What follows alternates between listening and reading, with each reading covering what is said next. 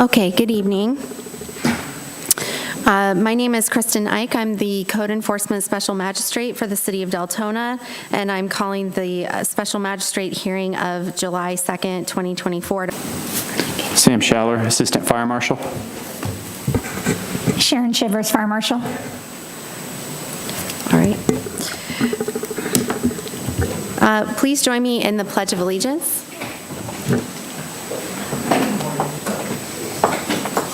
I pledge allegiance to the flag of the United States of America and to the republic for which it stands, one nation, under God, indivisible, with liberty and justice for all.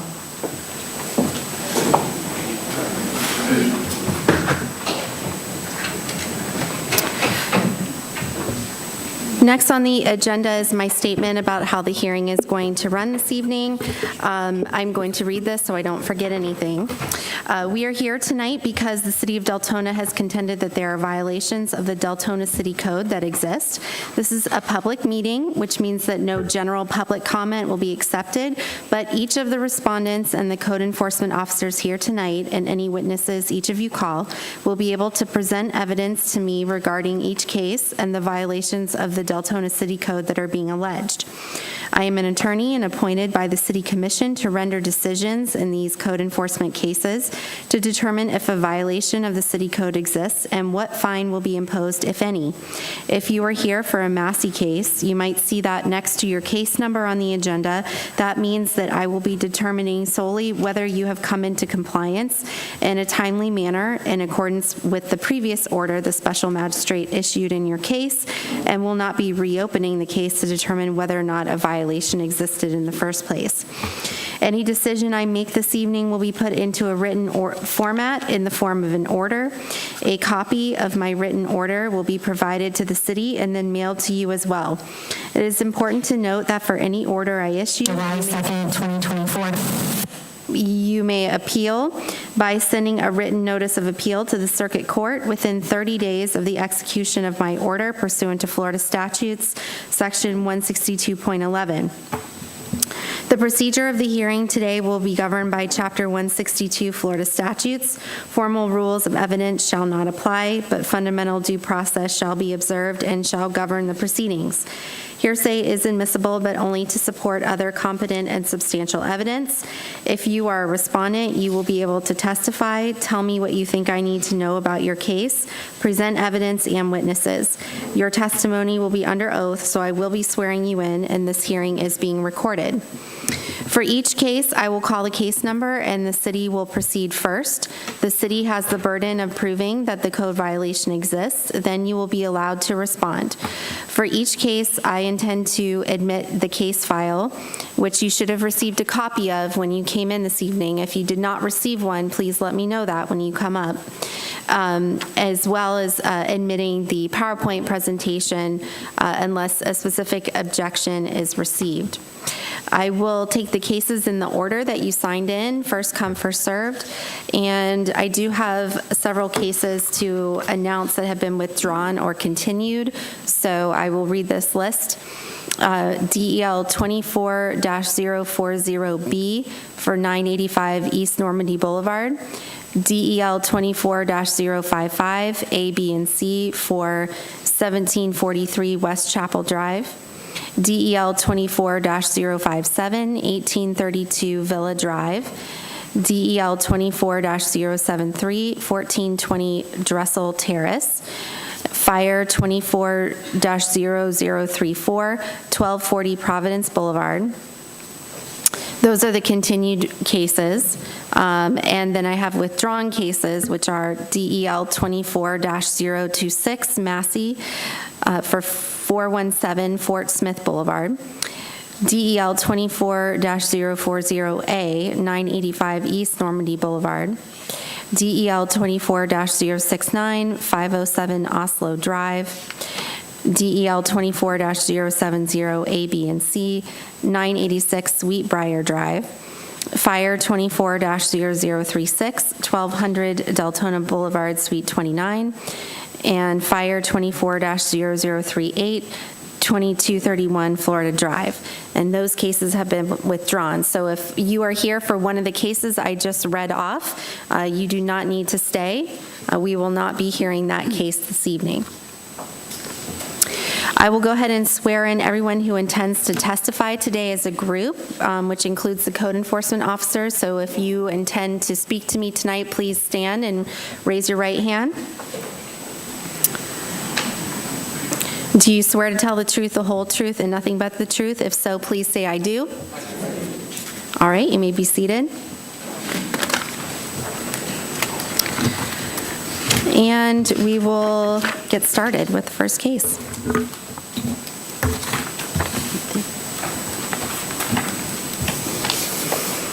Okay, this is Fire 24-0032, 577 Deltona Boulevard.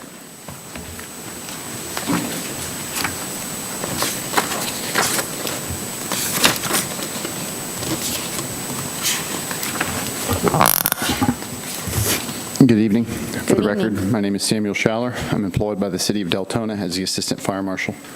This will be case number Fire 24-0032, City of Deltona versus Deltona Square, LLC. Property address is 577 Deltona Boulevard, Suite 12, Deltona, Florida, 32725. Parcel ID is 803-605-090040. This is a violation of City of Deltona Ordinance, Chapter 42, Article 4, Fire Codes, Chapter 42-186, which adopts the most recent edition of Florida Fire Prevention Code as adopted by the State Fire Marshal, which contains the Florida-specific version of NFPA 1, Chapter 1.7.12.10, which states no construction work shall proceed till the authority having jurisdiction has reviewed the plans for compliance with the applicable codes and standards and the applicable permits have been issued. Chapter 11.1.7.3.1 states each disconnecting means shall be legibly marked to indicate its purpose unless located and arranged so that the purpose is evident. Corrective action for said violations is to obtain a building and electrical permit for the removal of the interior walls and construction of the new interior walls and installation of the additional electrical receptacles and fixtures. Statutory requirements for notification of this hearing have been met by the notice of hearing and notice of code violations were sent certified mail to the property owner at the address listed with the property appraiser's records. In addition, both notices were posted on the property and at City Hall at least 10 days prior to this hearing. All of the evidence in this case, including the photographs, have been marked as exhibits and submitted to the special magistrate clerk. I certify any and all photographs to be true and accurate portrayals of what I observed on the day they were taken. February 9th, 2024, while conducting a fire safety inspection, amongst other violations which have since been corrected, Fire Safety Inspector Joy Bailey observed multiple interior walls within the suite had been removed and that new interior walls had been constructed. In addition, it was observed there were multiple electrical receptacles added along the walls and throughout the entire space. While checking, it was found that there was no permit on file for the electrical alterations or the interior alterations. It was also observed that the electrical panel lacked a clear labeling with obvious labeling for each disconnect. Follow-up inspections on April 5th, 2024 and May 31st, 2024 found that no progress had been made in correcting the above violations and no permit had been applied for. As of today's date, no permit has been issued for the interior alterations. In closing, the city would like to request 30 days for the property to come into compliance with the remainder of the violations or a fine of $50 per day until such time that the property owner has notified the city of compliance. Okay, Mr. Schaller, so on the section or chapter 11.1.7.3.1, that is regarding the electrical panel? Yes, Your Honor, and the labeling of the disconnects on it. Okay. What would you expect to see? Can you go back to that picture of the electrical panel?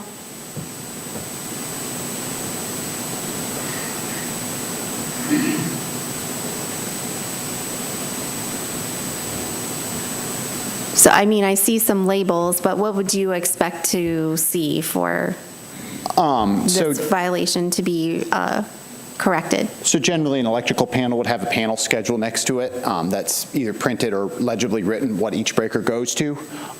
Sometimes we do see it where they'll put stickers next to each breaker. Unfortunately, on this panel, Several of the stickers have either peeled, been faded, or written over so many times we can't read what they say. And then if we look over to the left, we see one breaker is even labeled as an X-ray machine. This is a beauty salon. They don't have an X-ray machine, so that goes to tell us that it's not labeled properly. Okay.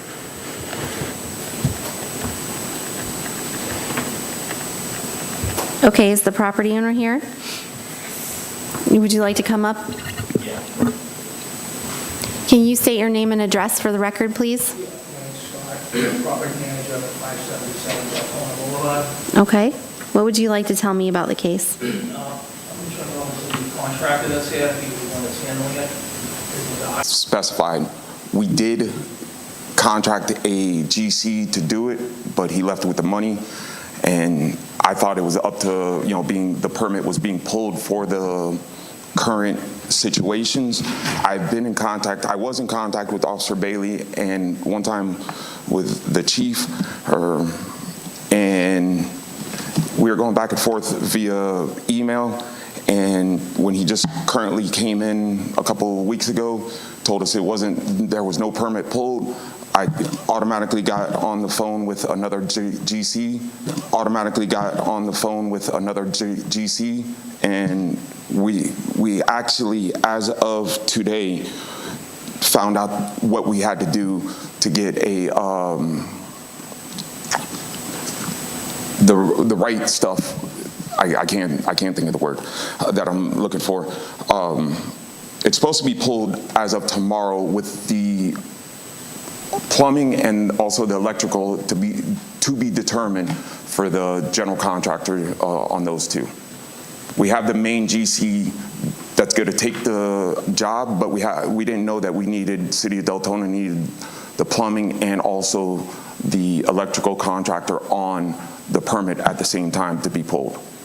That's the whole issue that we're having, and we tried as of Thursday or Friday to do it, and we couldn't find no contractors in this short amount of time to do it. So if I could get an extension, I'll gladly do it. I have no problem doing it whatsoever to get it up to par. They've been, working with me, and I apologize for everything that, we thought it was taken care of. Understood. So, my role here is, to find whether a violation exists, but I then give a reasonable time for you to correct before any fines would start. So, the city has asked for 30 days. Yes. Do you believe that that will be sufficient for Yes. you to obtain the perfect. permits? Yes. Okay. All right. Do you have anything else to add? No. Okay. I'm going to go ahead and make my ruling then. I find a respondent in this case in violation of the city code as charged, and that respondent correct the violation before 4:00 p.m. on, that would be August 1st. That's 30 days. In the event respondent does not comply with this by the state, a fine in the amount of $50 per day will be imposed for each day the violation continues past the aforestated date. Respondent is further ordered to contact the code inspector to verify compliance with this order. So please make sure you stay in contact with Mr. Schaller, and he knows when you've pulled your permit, so that hopefully you don't have any fines that occur. Yes, ma'am. Okay? Yes, Thank ma'am. you. Right. Thank you. Thank you. Thank you, Your Honor. You're welcome.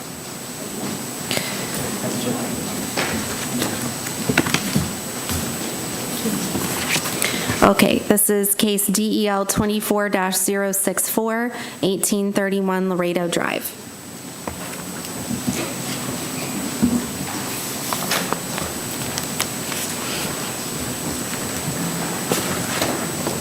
Good evening. Hi, good evening. My name is Janice Pulasic, and I am employed by the City of Deltona as a code compliance officer. This will be case number DEL 24-064, the City of Deltona versus Raymond J. and Barbara McCann. The property address is 1831 Laredo Drive. The parcel ID number is 813-068-150-020. This is a violation of City of Deltona Ordinance Section 66-19 3, which states that boats, trailers, recreational vehicles shall not be parked or stored either within a public right-of-way or within that portion of the lot lying across the full width of the lot between the front lot line and the frontmost part of the principal structure. Corrective action for said violation is to park the boat, trailer, or RV on the side of the house behind the front face or in the rear yard, but not within the side street yard. Please move the vehicle to the proper parking area or remove from the property.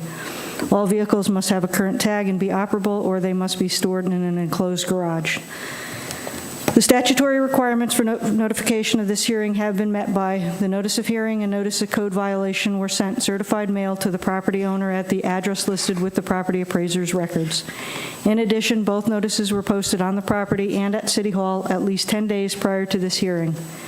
All of the evidence in this case, including the photographs, have been marked as exhibits and submitted to the special magistrate clerk. I certify any and all photographs to be true and accurate portrayals of what I observed on the day that they were taken.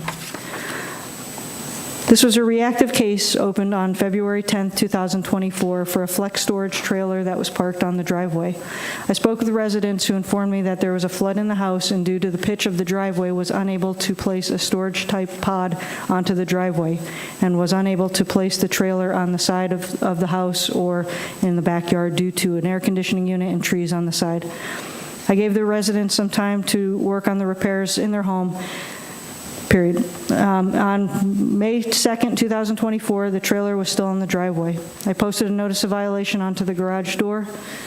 On June 13th, 2024, after verifying that the property was still in violation, I posted a notice of hearing onto the garage door. An affidavit of service was also completed. As of today, July 2nd, 2024, the property is still in violation. The city would like to request 30 days for the property to come into compliance or a fine of $25 per day to be imposed until such a time that the property owner has notified the city of compliance. Thank you. You said $25 in 30 days? Yes. Okay. And I believe this section of the code, it does allow for parking. So that was their option that they were able to use to be able to store stuff in and work out of while they were doing the repairs on the home. I mean, presumably you could also rent a storage unit at a storage facility. Correct. But they, like I said, they were working in and out of it. They were bringing stuff into the house. They were using it as storage for supplies and stuff like that they were using to do the flooring and stuff like that. Okay. All right. Is the property owner here? Would you like to come up?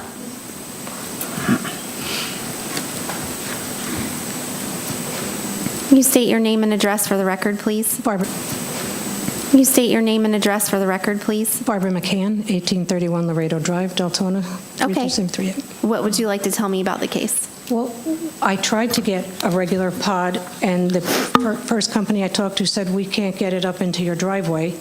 And our plan was to move things in and out as one room was done, get the things from that room back into the house and take things from the next room and rotate so we could get the outside things done. We had a major delay in starting of the construction or the reconstruction, whatever, the repairs of the house, because the mortgage company took 3 months to cash my check that my insurance company sent to me, which I sent to them. And there was a 2-month delay before that because my insurance adjuster was trying to get an engineer to come and see a pipe had burst, and they were trying to see if there was anybody they could hold responsible for that. So that took 2 months. So we had a 5-month delay in this beginning of the repairs of the house. The repairs are ongoing. We have a 4-bedroom house. The 4 bedrooms are done. The main part of the house is in progress as we speak. And as I said, we've been rotating things in and out. It's more of storing our belongings. The tools and all that are in the garage. We've been rotating things in and out as the rooms are done. I also have a storage unit off the property that is full of other things. Everything had to come out of the house.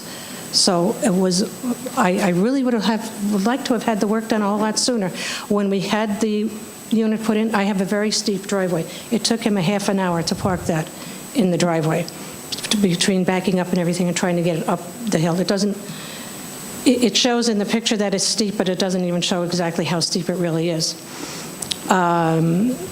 We're hoping to have the work done within the next 45 to 60 days. As I said, it's in progress now. I mean, I can understand what your situation. However, the city code doesn't allow for trailers like this to be parked in your driveway. I didn't know that at the time. Yeah. I didn't know that till I heard from Janice. Yeah. So, you know, and at that- unfortunately, I mean, I understand that you're doing work, but I think you're going to have to find another another way to store your belongings while you're doing that. So, did you have anything else that you wanted to add? Well, I can't have that. That has got stuff in it. If they tried to move it, I have a lot of fragile things packed in there. If I tried to move that out of the driveway, and then we're not going to have the opportunity to rotate things as, when the room that's being worked on now, when that's done, our plan was to empty everything out of the trailer and put it in that room, so that when the rest of the house is done, those things can be distributed throughout the house. Right. I mean, and again, I understand that that's convenient, but the city code doesn't allow for trailers like this to be parked in the driveway. So again, you know, you're going to have to find, in order to come into compliance, you're going to have to find another method to store your belongings as you're doing your renovations. So I'm going to go ahead and make my ruling. So I find respondent in this case in violation of the city code as charged, in that respondent corrected violation before 4:00 p.m. on August 1st, which is 30 days. In the event that respondent does not comply by the state, a fine in the amount of $25 per day will be imposed for each day the violation continues past the aforestated date.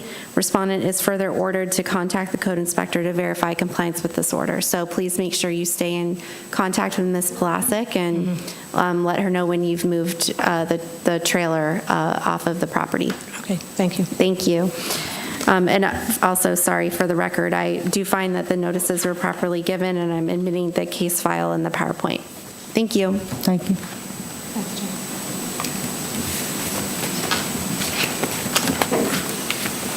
All right, the next case is DEL 24-066, 1878 Providence Boulevard.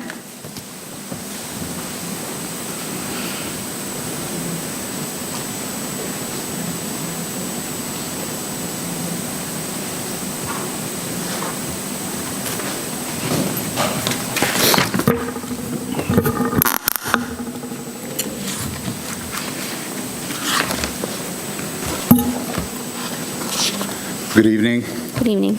My name is Bashir Turkzi. I am employed by the City of Deltona as a code compliance officer. This will be case number DEL 24066, City of Deltona versus Mid-State Rental LLC. The property address is 1878 Providence Boulevard, Deltona, Florida 32738. Parcel ID number is 813015160060. This is a violation of the City of Deltona Ordinance, Section 18-5, IPMC 304.6, exterior walls, City of Deltona Ordinance, Section 18-5, adopting the latest edition of the International Property Maintenance Code, Section 304.6, which states that all exterior walls shall be free from holes, breaks, and loose or rotting materials, and maintained weatherproof and properly surface coated where required to prevent deterioration. Corrective action for said violation is to repair the exterior walls and paint with a proper treatment. The statutory requirements for notification of this hearing have been met by the notice of hearing and notice of code violation being sent certified mail to the property owner at the address listed with the property appraiser's records. In addition, both notices were posted on the property and at City Hall at least 10 days prior to this hearing. All of the evidence in this case, including the photographs, have been marked as exhibits and submitted to the Special Magistrate Clerk. I certify any and all photographs to be true and accurate portrayals of what I observed on the day they were taken. This case was opened on September 12, 23, to address an outside wall and disrepair. A notice of violation was posted on the property the same day, and the property owner was given until September 26, 23 to come into compliance. The property owner has reached out to the city, requested additional time to come into compliance, and an extension was granted until June 1st, 23 for the property owner to come into compliance due to the scale and complexity of the repair and the costs associated with it. However, as of today, the property is still in violation. The city would like to request 30 days for the property to come into compliance or a fine of $50 per day to be imposed until such time that the property owner has notified the city of compliance. Did you say that the extension was to June 1st of 2024? Correct. Okay. And you said you requested $50? If space in there is used as parking or the space in there is used as parking or the space where delivery trucks come in to drop off their deliveries. Okay. Is the property owner here? Okay, can you please come forward?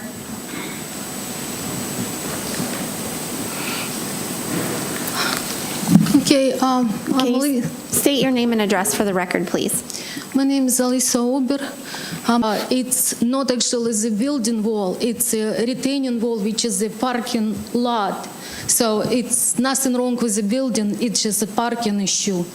And I have double parking, so I don't barely have any cars over there, so it saves situation a little bit.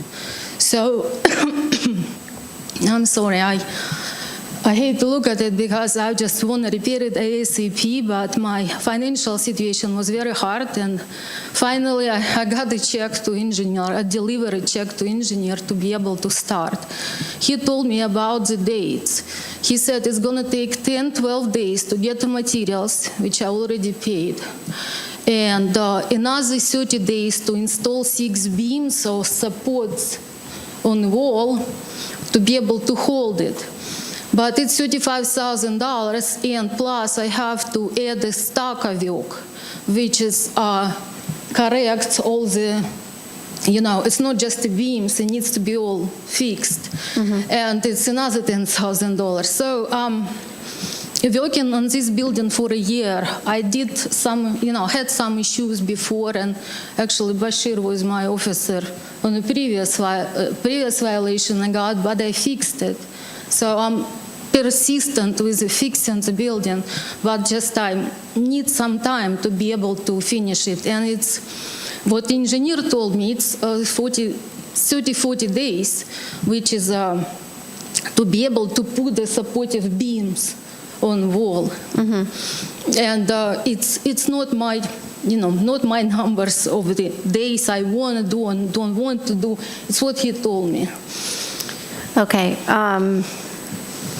And I'm just to ask the question, I mean, if the walls, I mean, if they were patched, I mean, for the time being, is that what you're asking her to do? Or are you asking her to, I mean, because she's describing basically taking, the entire retaining wall down and then re-supporting it and putting it back up. So I'm trying to make sure I understand what you're asking for. I cannot speak for the structure of the wall itself, but based on what the engineer that she hired said, that it needs all that repair, because it's actually holding up a lot of weight behind it. So any crack is basically considered like a safety hazard. Yeah, and that was going to be my next question is Right. I'm concerned about additional time and safety. So are you using that area currently for? No, it's doors are there all closed. No, it's no using of that area. It's back. It's very back. Okay. So it's not usable. I have no traffic there whatsoever. So Okay. Do you believe that 60 days would be sufficient then? yes, Okay. I'm asking you, Your Honor, please. Okay, city, are you amenable to 60 days Yes. to bring this into compliance? okay with that. All right, I'm willing to give 60 days, and I hope that you are not allowing people to park or whatever back there, because that does look concerning. Yeah, I even put the sign over there and put some cones, so it's nobody's there on the Okay. back. All right. All right, did you have anything else to add? No, I'm just working hard on it to be able to Okay. fix it. I'm really concerned about that too, so. Understood, okay. All right, I find respondent in this case in violation of the city code as charged, and that respondent correct the violation before 4:00 PM on, going to do, it's actually 62 days, which would be September 2nd, Monday, September 2nd. All right. And in the event respondent does not comply by the state, a fine in the amount of $50 per day will be imposed for each day the violation continues past the aforestated date. The respondent is further ordered to contact the code inspector to verify compliance with this order. And I'm going to find that the notices were properly given in this case, and I'm admitting the case file and the PowerPoint as exhibits. So please make sure you stay in contact with the code enforcement officer. Let him know as you're progressing on making the corrections. Of course. Thank you. Thank you. Thank you.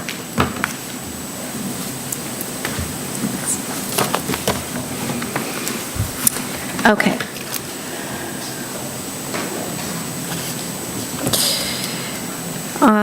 Next case is DEL 24-062, A and B, 2809 Bluestone Drive.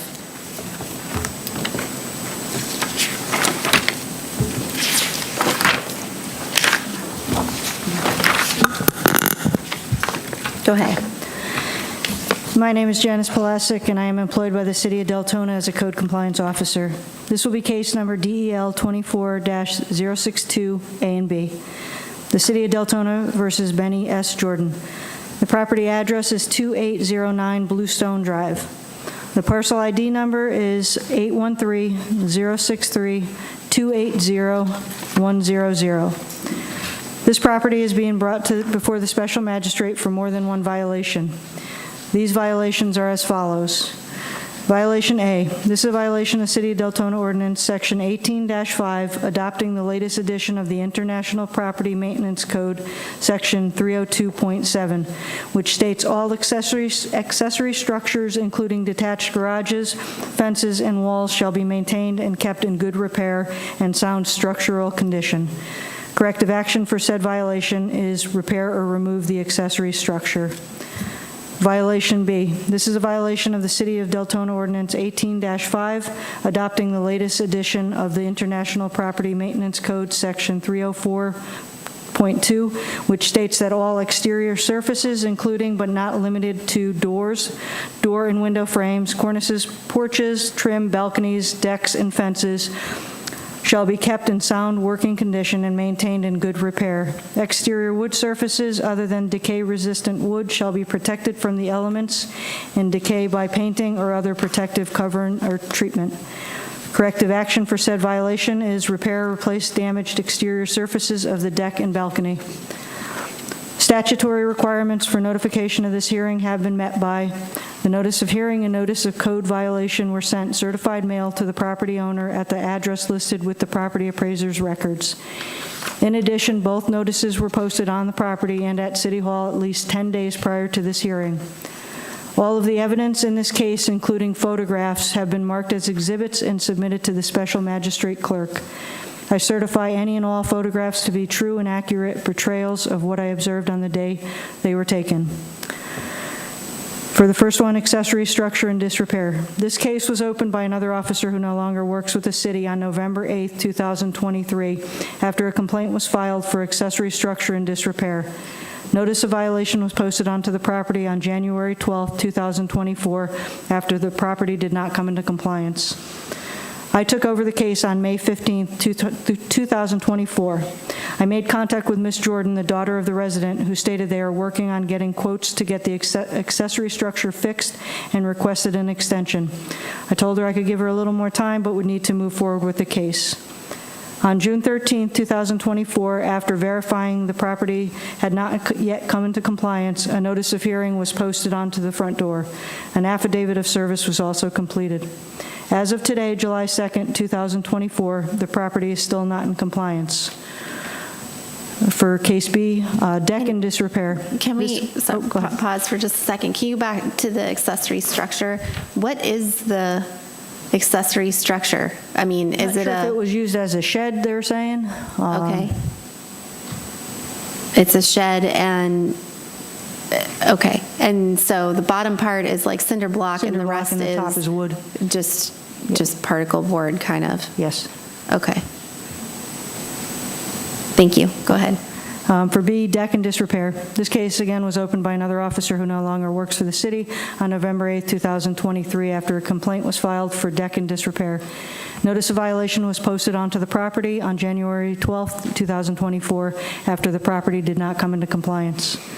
I took over the case again on May 15, 2024, and made contact with Ms. Jordan, the daughter of the residents, who stated again that they are working on getting quotes to get the back deck fixed and requested an extension. On June 13, 2024, after verifying the property had not yet come into compliance, a notice of hearing was posted onto the front door. An affidavit of service was also completed. As of today, July 2, 2024, the property is still not in compliance. The city would like to request 30 days for the property to come into compliance, or a fine of $50, $25 per day per each violation, to be imposed until such a time that the property owner notifies the city of compliance. Okay, thank you. Is the property owner here? Okay, would you come forward? Copy of their insurance. They were not actually fully insured. We did have someone come out last week who is fully insured, and they did say that they were booked until October and November. And they did tell me usually the companies that are fully insured, properly insured, they've been quite busy. And then I had another company, that came out this morning who I spoke to a couple of weeks ago. They said they were 2 weeks out, but they say call us back if the other company is still, booked.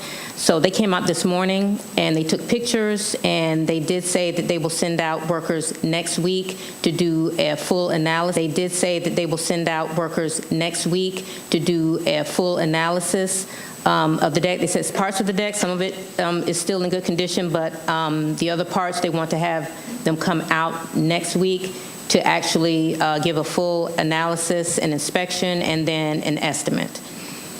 And we're hoping that if that company is, they are fully insured as well. They said they were, and I looked them up. But if they can do it prior to the other company, that's what we're hoping for. Mm-hmm. Before that, as Ms. Pulaski said, there was another code enforcement officer that came out. He listed some other things that we did take care of, like gutters. That took time. So we had the gutters replaced and repaired also. So that was time consuming. So we took care of that first, prior to that. Okay, so on the deck,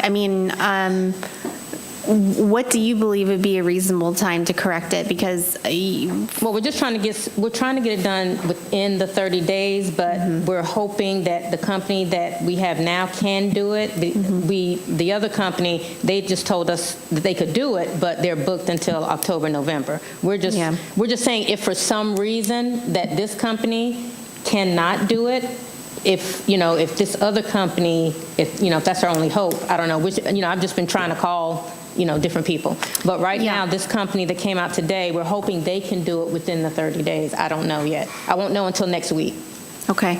I think that, you're talking about, if we're talking about the one company, 4 or 5, that's like 5 months, which is quite a long time. So I think that's not a reasonable amount of time. Right. So, for the city, would you be willing for 60 days on this? Yeah, we would be okay with that. Yeah. Yeah, I we mean, didn't that- know, like I said, it's in the back, so we didn't know, we just, Yeah. I know you don't handle that, but it was just a, I mean, neighbor complaint. yeah, I think 60 days is probably the most I'm willing to go. I mean, I'm also concerned again about safety on Right. this deck, so. Yeah, we don't use, like I yeah. said, we didn't know, because we don't, my mother, she's retired and she can't get around, so, I mean, we just never, we don't use it. You're not using it? Yeah, and the shed, as far as the shed, it's, the wood, the shed is actually on the bottom, Mm-hmm. and the top part, it was from hurricane and storm damage over the years, so, I mean, we just didn't, we just don't use it, so we just didn't Okay. think about it. And for that, do you plan to repair it? Or are you Yes, gonna yes, we're plan? planning on repairing it because when they looked at it, they said the top part, since the bottom part is blocked, it's fine. And inside of it, the floor, the ceiling is fine. It's just the holes and the particle board, the wood Right. siding. Okay. So I think, so are you amenable also to 60 days on that one, so they're the same amount of Yes. time? Okay. I think that's about, as far as, is reasonable for Okay. correcting these issues. So did you have anything else to add before I make my ruling? No, like I said, I was just, just in a, trying to get this company, just trying to get this company because she's been paying out of pocket for everything herself because she's retired. So, I just want to, just make sure, hopefully we can get this company next week to get it done. But, the other company, they were good to go. They were just letting us know that they, October, November. So right now we're just trying to push to get, whoever we can get within that time frame. But the extension will help as much as Yeah. possible. Yeah. I think, as you're talking with contractors, if you let them know, Okay. you're under a deadline, Okay. which is 60 days. Okay. If it extends beyond that, then, Okay. we're talking about fines that are going to begin to accrue. Okay. So All right. that might help Thank you. with your discussion. Okay. All right. So I'm going to find a respondent in this case in violation of the city code as charged, in that respondent correct the violation before 4:00 p.m. on September 2nd, which is actually 62 days. And in the event respondent does not comply by the state, a fine in the amount of $25 for each violation, so it's $50 per day, will be imposed for each day the violation continues past the aforestated date. Respondent is further ordered to contact the code inspector to verify compliance with this order. So please make sure you stay in contact with Ms. I will. Polasek about Okay. your progress. Okay, and, thank you. Yeah, good luck with Okay. getting your And I have contractor. one question, sorry. Yes. I know, Ms. Blessing, you mentioned, I know she did mention like either take it down or tear it down altogether. So, I mean, should I just keep her in contact? Because I don't know if they're going to just do that with the deck, just pull it all down. I just kind of want to make sure we're in compliance, whatever, I don't know. I mean, decide. that would be one option, correct? Correct, To yes. to Okay. bring it into compliance is to tear it down.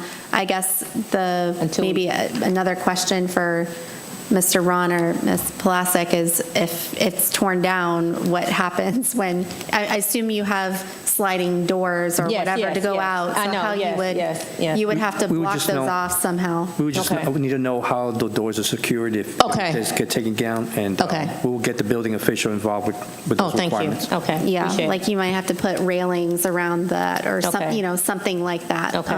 to make sure Or at that least it. until they can get Yeah, it going. Okay, thank you. exactly. I appreciate it. Okay. Thank you. Thank you. Thank you.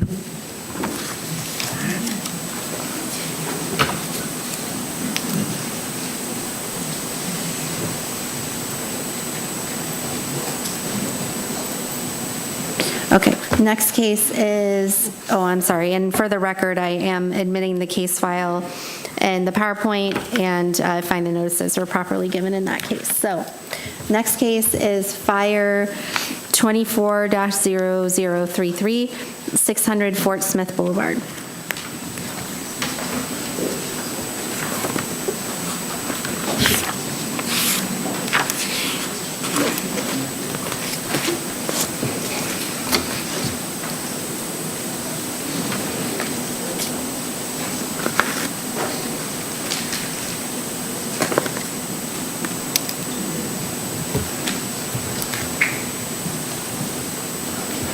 Evening, Your Honor. For the record, my name is Samuel Schaller. I'm employed by the City of Deltona as the Assistant Fire Marshal. This will be case number Fire 24-0033, City of Deltona versus Florida District Church of the Nazarene.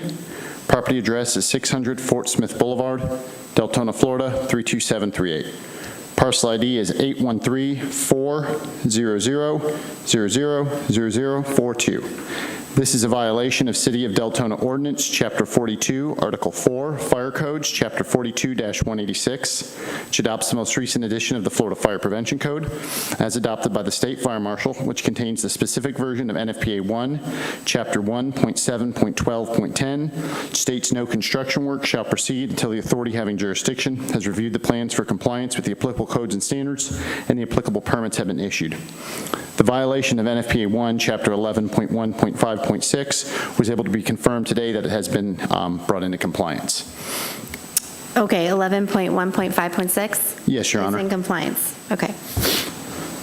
Corrective action for said violations is to obtain building and electrical permits for the construction of the stage/platform, the drum booth, walled-off egress doors, newly installed interior doors, the sound booth, and the associated electrical and removal of the illuminated exit sign, and to obtain a permit for the demolition of the wall and door in the foyer and hallway areas, which have been demolished and relocated, and then the relocated walls and newly constructed walls and doors inside the sanctuary, as well as the altar/stage that was built, and to obtain an electrical permit for the associated electrical work that was conducted. Statutory requirements for notification of this hearing have been met. The notice of hearing and notice of code violations were sent certified mail to the property owner at the address listed with the property appraiser's records. In addition, both notices were posted on the property and at City Hall at least 10 days prior to this hearing. All of the evidence in this case, including the photographs, have been marked as exhibits and submitted to the special magistrate clerk. Certify any and all photographs to be true and accurate portrayals of what I observed on the day they were taken. August 15, 2023, while conducting a fire safety inspection, amongst other violations which have since been corrected, violations and altering the means of egress of a structure.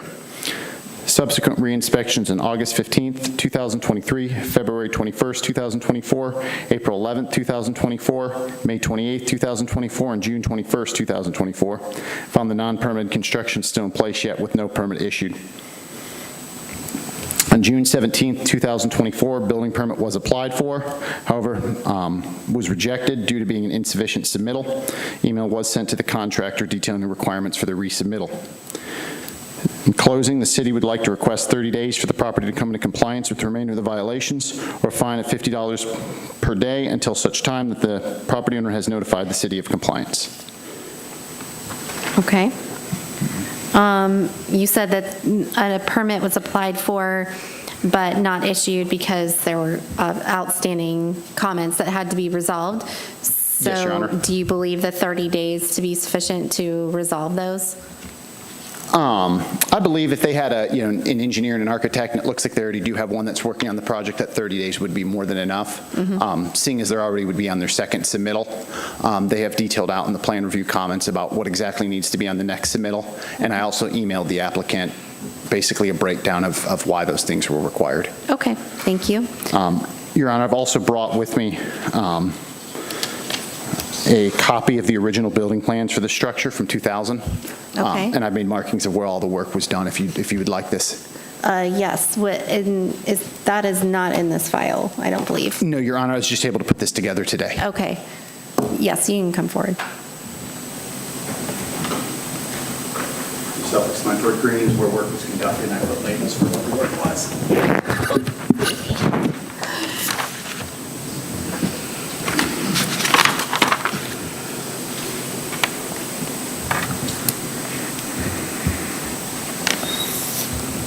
Okay.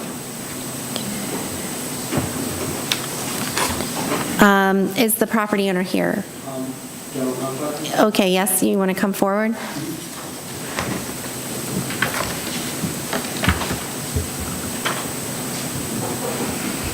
Can you state your name and address for the record? Yeah, it's Felix Pressy, and it's 93 Charters Lane, Flagler Beach.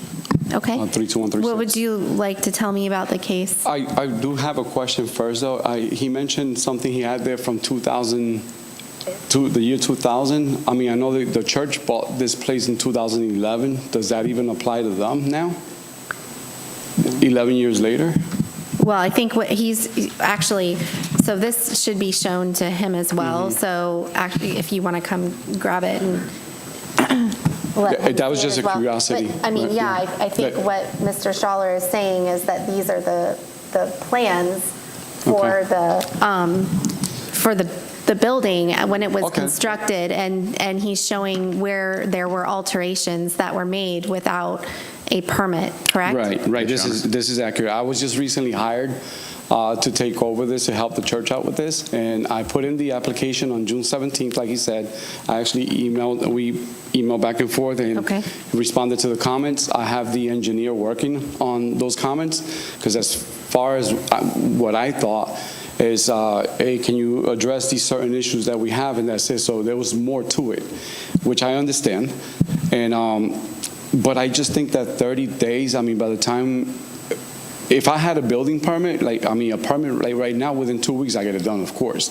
But there's no telling how soon I can get a permit out of the city once I submit the answers to their comments. But I'm actually working on that right now. Okay. Yeah.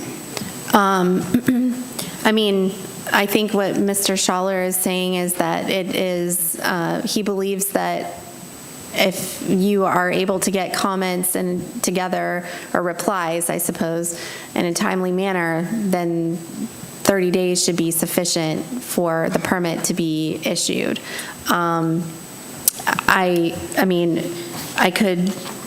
Mr. Schaller, would you be willing to do like 45 days and give a little extra time? I am hesitant for any extra time, just because the fact this has gone on for so long.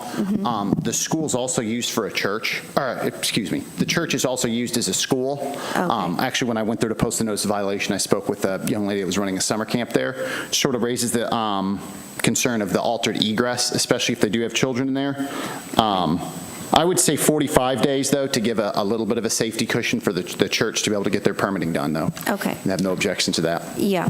All right. On my end, I will follow up with my engineer I actually emailed them on the way here, so as soon as I get those comments, I even put the electrician in there that he requested into the permit as well. So we're pretty much rolling with it. So as soon as I get the answer, I'll submit it, I get a permit, we'll get it taken care of. Okay. With regard to just the record, I know you gave the paper to him. Yeah. Do you have another copy, or can we have a copy made? I have a copy, but it's not marked up. Okay. But I'm sure I we wouldn't can get need a copy this. made. I wouldn't need a copy of this. Okay, you don't need it? Okay. No, I All just right. wanted to see, I wanted to see what. Yes, the mark I mean, was. and you should be able to see what, any evidence that is submitted, so I want you to see that. Right. If you don't need a copy, then we need to keep it for the record, so I'll Sure. go ahead and keep that. Okay. Okay, I'm going to go ahead and make my ruling. I find a respondent in this case in violation of the city code as charged, and that respondent correct the violation before 4:00 p.m. on August 16th, which is 45 days.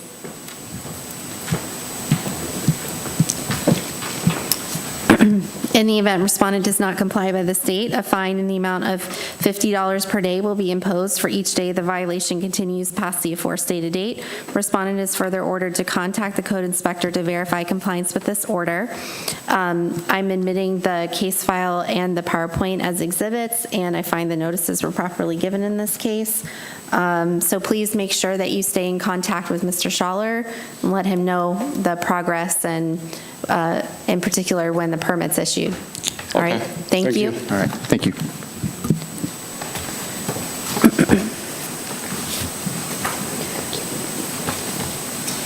Oh, sorry. And also, sorry, for the record on that one, I'll admit specifically, because it wasn't in the case file, I'm going to admit the floor plan, and you said it was from 2000? Yes, 2000? Yes, Your Honor, that was when it was Yeah. approved for the building to be built. And marked up. So I'm going to admit that. That would be Exhibit C. So.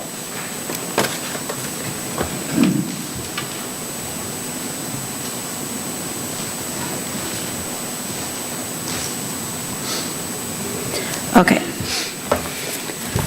Next case is DEL 24-068, 2173 Clearwater Drive.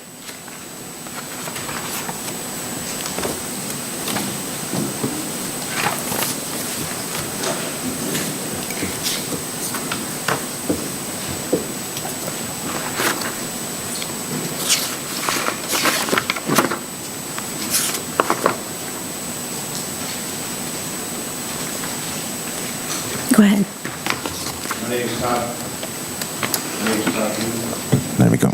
My name is Todd Mead. I'm employed by the City of Deltona as a Code Compliance Officer.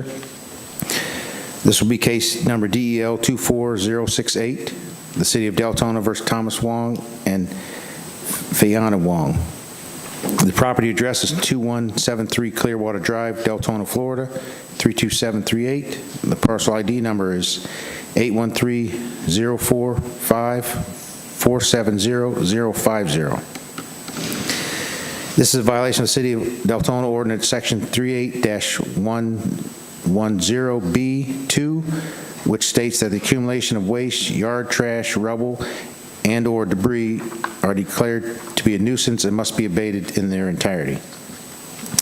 Corrective action for said violation is to dispose of properly or store inside an enclosed building all existing debris surrounding side, front, and back of home. The statutory requirements for notification for this hearing have been met by the notice of hearing and notice of code violation sent certified mail to the property owner at the address listed with the property appraiser's record. In addition, both notices were posted on the property and at City Hall at least 10 days prior to this hearing. All the evidence in this case, including the photographs, have been marked as exhibits and submitted to the Special Magistrate Clerk. I certify any and all photographs to be true and accurate portrayals of what I observed on the day they were taken. This case was originated from a reactive case that began for a violation on the exterior area of the surrounding outside of the home in October of 2023. This home has had previous history for a violation of outside storage and debris. I was able to review the property in February of 2024. I observed the property to have stored items along each side of the home and in front and back of the home. The notice of a violation was issued from the evidence of prior cases. The initial compliance date was surpassed with no action or contact with the homeowner. The next inspection occurred on March 20th of 2024. There has been no change in the accumulated debris along the sides of the home. The property did not have any change to any removal of debris that was noticeable during the most recent inspections conducted in the month of June. An inspection on June 4th of 2024 confirmed that the debris was still stacked, stored, or placed alongside the home and in violation. The case was scheduled for a special magistrate for July 2nd. The property would be noted for future abatement if a compliance cannot be met. On the day of the posting of the notice of hearing, I was able to discuss with the homeowner, Thomas Wong, and explain the violations that are open on the property. I had advised him to the direction of the meeting of the compliance requirements to help close the case prior to the hearing date. The homeowner was going to work towards the deadline of the hearing date to try to be in compliance. As of today, the property still sits within violation of outside debris along the outside of the home. The city would like to rack he has and anything basically seen alongside of the home and the back of the home. I was not able to get to the back of the home, but there are from previous pictures in early June. In this case, the boat with the trailer is okay, and the second boat, but there's a third boat that is on the ground back, so that would be part of stuff that is not supposed to technically be there. You can't store it. And anything that is along the side face of the house is what we're calling into question for the debris. Okay, and they would need to, if they're going to store anything, it needs to be along the back Along wall. the back of the house, not just in the backyard. It can't be there because he just needs to, as I tried to help him see where his, he just needs to, as I tried to help him see where his compliant, how he could get in compliance, so he has to basically store those inside some, whether his garage or a shed in the back. Okay. All right, is the property owner here? yes. Okay.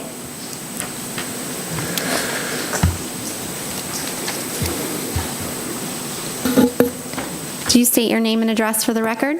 Thomas Wong, 2173 Clearwater Drive, Deltona. Okay, what would you like me to know about your case? Nothing. I just talked with Mr. Mead, and I think we did good. I asked him what I want to do. And when I came here, for my surprise, to get a permit to build or extend my shed, just for they told me I had to pay $500 to get a engineer plan. That's not possible. $500 just for the plans or blueprints. I tried to do it, but if I can do it by myself, they say they cannot give me a permit to me. I'm a retired engineer. How can they don't give me a permit to build my shed so I can take everything inside? Right now, I took my door from the back porch and I cleaning to put everything inside because I cannot afford $500 for engineer plans. Okay, it sounds like you are, you understand what the issues are and how to correct them. So, okay, did you have anything else to add before I make my ruling? Okay. I'm going to find a respondent in this case in violation of the city code as charged, and that respondent correct the violation before 4:00 p.m. on August 1st, which is 30 days. In the event respondent does not comply by this date, a fine in the amount of $25 per day will be imposed for each day the violation continues past the aforestated date. Respondent is further ordered to contact the code inspector to verify compliance with this order, and I find the notices were properly given in this case, and I'm admitting the case file and the PowerPoint as exhibits. So please stay in contact with Mr. Mead so you can inform him of your progress. Thank you.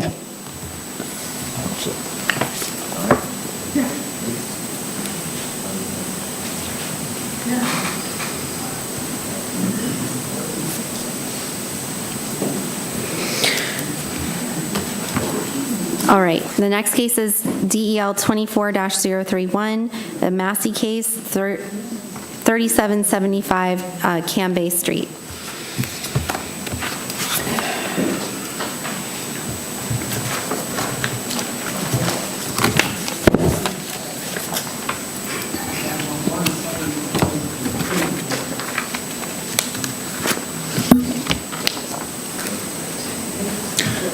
Good evening. My name is Bashir Turkzi. I'm employed by the City of Deltona as a code compliance officer. This would be Massey case number DEL 24031, City of Deltona versus Antonio Valdez Jr.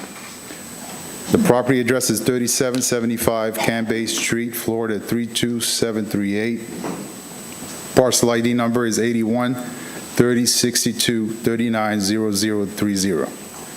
The statutory requirements for notification of this hearing have been met by the notice of hearing and notice of code violation being sent certified mail to the property owner at the address listed with the property appraiser's records. In addition, both notices were posted at City Hall at least 10 days prior to this hearing. All of the evidence in this case, including the photographs, have been marked as exhibits and submitted to the special magistrate clerk. I certify any and all photographs to be true and accurate portrayals of what I observed the day they were taken. It was ruled on April 24, 2024, that the property owner was given 60 days to comply. The owner did not come into compliance within those 60 days and has been receiving a fine of $25 per day since June 24, 2024. As of today, the property has accrued a total fine of $225 over a period of 9 days. The city is requesting that the fines continue at $25 per day. All right, thank you. Is the property owner here? Yes. Okay, will you come forward?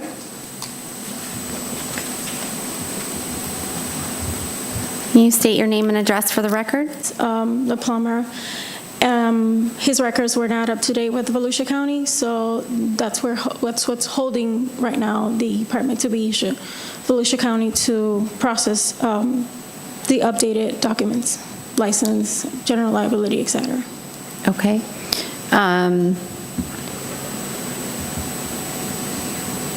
Okay, so but you're ready to continue, to submit the permit shortly, it sounds like? The permit is already, it has been submitted already. It's ready to be issued. It's on hold right now for those documents. I see, okay. There was two, one of them came into compliance, and now the second one, one of them came into compliance, and now the second one hasn't. All right, the permit's been submitted, but it hasn't been issued. Right. Okay. Was there anything else that you needed to tell me before I make the ruling? Everything has been checked, that it meets code. I know the city will send the inspections. It's just that the paperwork, it's been extensive. We had to wait for health department to give us an authorization for the septic tank, so that hold us from the previous meeting that we had here. Okay.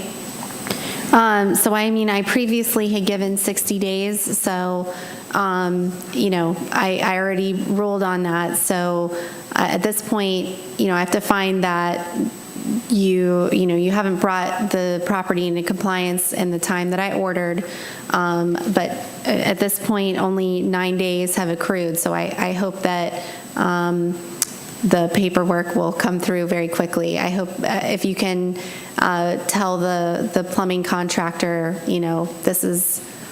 fines are accruing, and that needs to be taken care of quickly. Maybe that would help.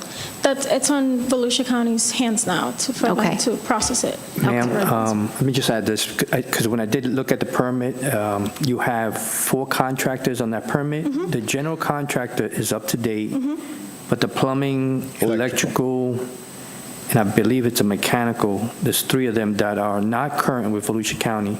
I mean, we can stop the fine as soon as you get that permit issued. Just be on top of them, Yeah, this week I checked, there was only one left to become active. I just checked before I came in, that's why I just wanted to. Then I was given wrong information. I was also asked to send any emails to copy me, so I would, know, and if the contractor was lying or not. And what I'm going to do is I'm going to give you my business card so we can communicate also. Yes, please. Thank you. Okay.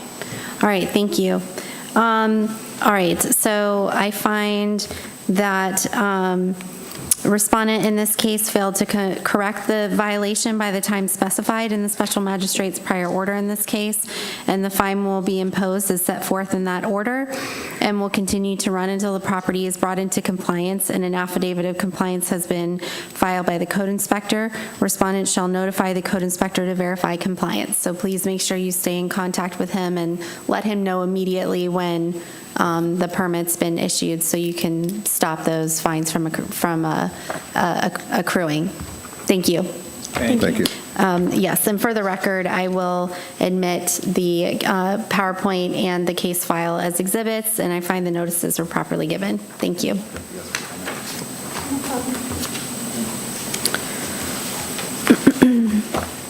All right, this is case DEL 24-063, A and B, 3082 Norlena Street.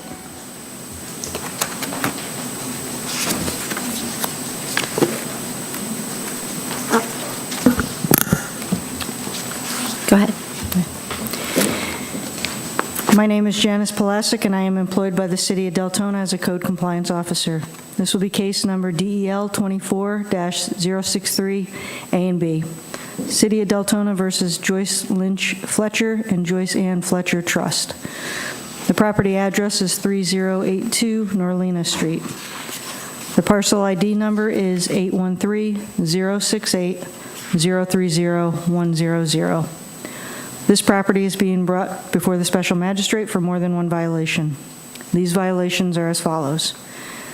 Violation A. This is a violation of City of Deltona Ordinance Section 18-3, adopting the latest edition of the Florida Building Code, Section 105.1, which states that any owner, authorized agent who intends to construct, enlarge, alter, repair, move, demolish, or change the occupancy of any building or structure, or to erect, install, enlarge, alter, repair, remove, convert, or replace any electrical, gas, mechanical, or plumbing system, the installation of which is regulated by this code, or to cause such any work to be done, shall first make application to the building official and obtain the required permit. Corrective action for said violation is you must obtain a permit for the plumbing, or you may remove. Violation B. This is a violation of the City of Deltona Ordinance, Section 18-3, adopting the latest edition of the Florida Building Code, Section 105.1, which states that any owner, authorized agent who intends to construct, enlarge, alter, repair, move, demolish, or change the occupancy of any building or structure, or to erect, install, enlarge, alter, repair, remove, convert, or replace any electrical, gas, mechanical, or plumbing system, the installation of which is regulated by this code, or to cause any such work to be done, shall first make application to the building official and obtain the required permit. Corrective action for said violation is you must obtain a permit for the electrical work done in the garage, or you may remove. The statutory requirements for notification of this hearing have been met by the notice of hearing and notice of code violation were sent certified mail to the property owner at the address listed with the property appraiser's records. In addition, both notices were posted on and a bathroom was added with no permits. The resident's daughter, Ramona, allowed me access to the garage to view the bathroom addition. I observed a shower, toilet, and sink. She stated that the addition had been there for a while. I informed her that no permit was ever pulled, and according to property appraisers, the home is showing that the house is only a two-bathroom home, which are inside the home, and not reflecting the addition in the garage. I stated that either a permit would need to be pulled for the plumbing or in the garage, or would have to be restored to its original state. On April 12, 2024, after verifying that the permit had not been pulled or had been told that the addition was removed, I posted a notice of violation. On June 15, 2024, after the property was still not in compliance, I posted a notice of hearing to the front door. An affidavit of service was also completed. As of today, July 2, 2024, the property is still not in compliance. Violation B, no permit for the electrical. Again, this was a reactive case opened on 2024 for a garage that was converted over to an apartment and a bathroom that was added with no permits. Again, the daughter allowed me access to the garage where I viewed the bathroom addition. I observed the shower, toilet, and sink, as well as lights and light switches that were added into the bathroom. I informed her that no permit was ever pulled. I stated that either a permit would need to be pulled for the electrical work that was done in the garage, or it would have to be restored to its original state. On April 12, 2024, after verifying that no permit had been pulled or had been told that the addition was removed, I posted a notice of violation. On June 15, 2024, after the property was still not in compliance, I posted a notice of hearing onto the front door. An affidavit of service was also completed. As of today, July 2, 2024, the property is still in violation. The city would like to request 30 days for the property to come into compliance, or a fine of $50, $25 per violation per day, to be imposed until such time that the property owner notifies the city of compliance. All right. When you say that they're still in violation, you mean, have they applied for a permit? No, ma'am. Okay.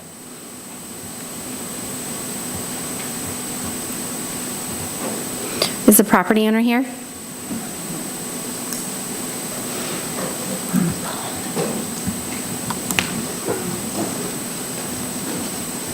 Hi. Hi, can you state your name and address for the record? Yes, Michelle Perry, 917 Mills Estate Place, Chiliota, Florida, 32792. Okay. And how are you connected to the property? I'm her daughter. Oh, okay. And this is my sister, Annalisa. She's also her daughter. Okay. My other sister, Ramona, she passed in May.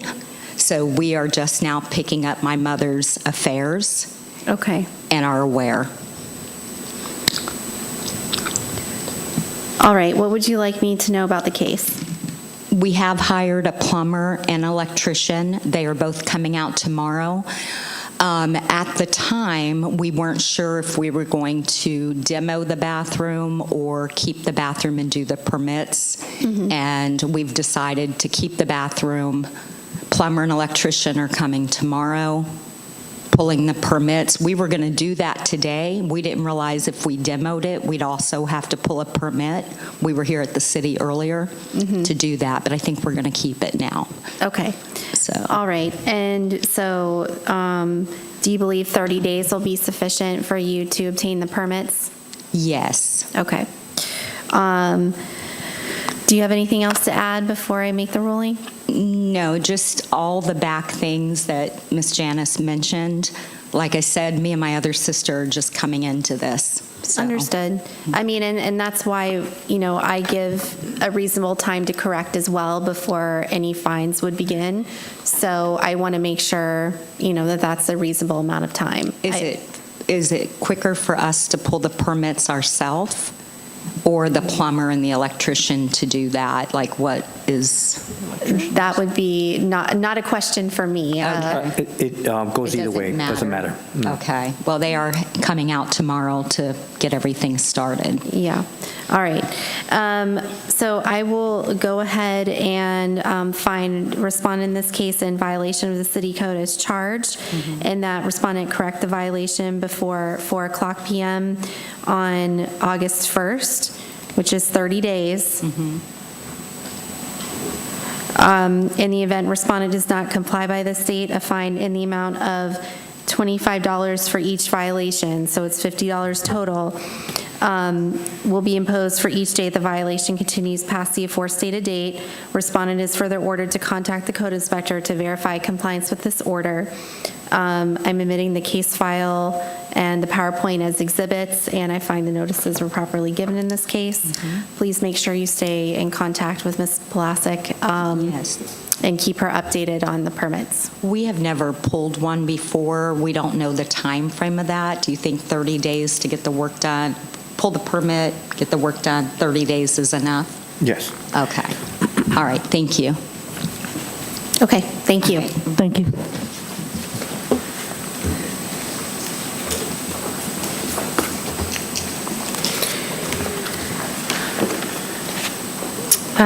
This is case DEL 23-277, Massey, 1200 Deltona Boulevard. I believe this is suites 59 and 60.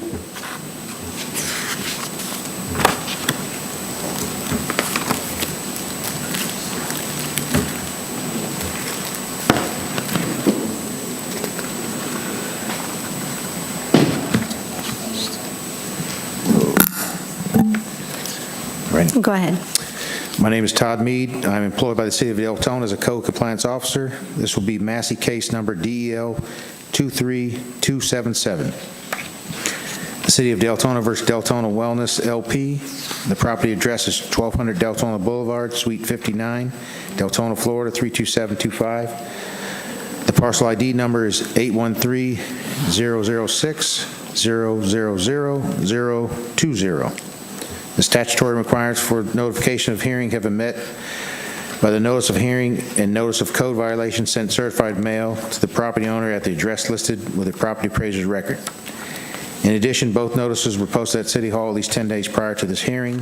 All the evidence in this case, including the photographs, have been marked as exhibits and submitted to the special magistrate clerk. I certified any and all photographs to be true and accurate portrayals of what I observed on the day they were taken.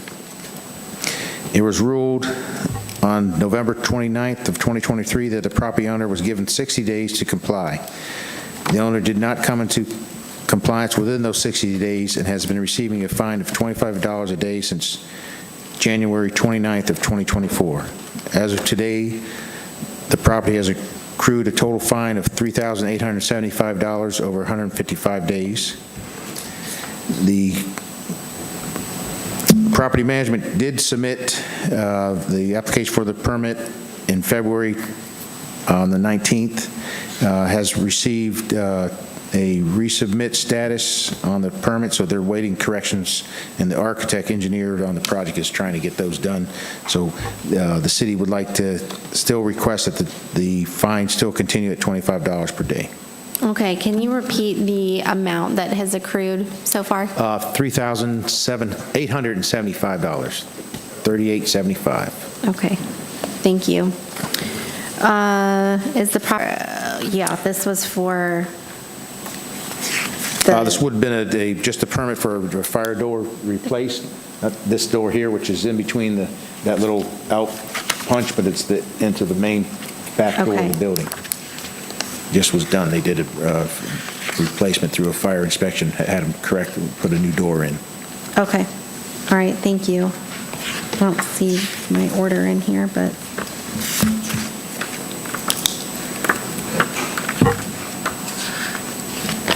Oh, here it is.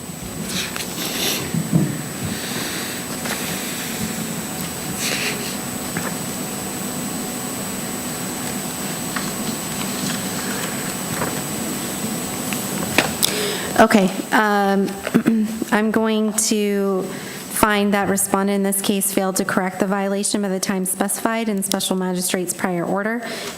Do we have someone who's waiting on Zoom? Yeah.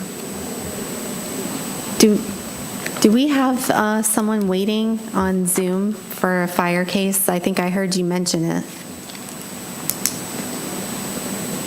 That DeBerry Avenue, I think, was the address was given.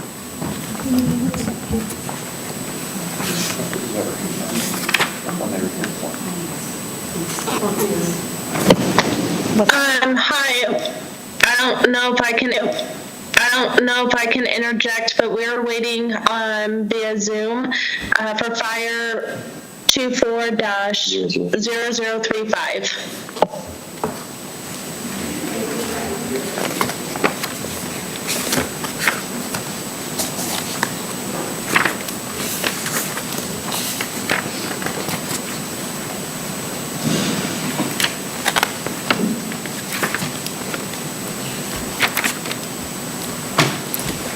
.035, do you have that one?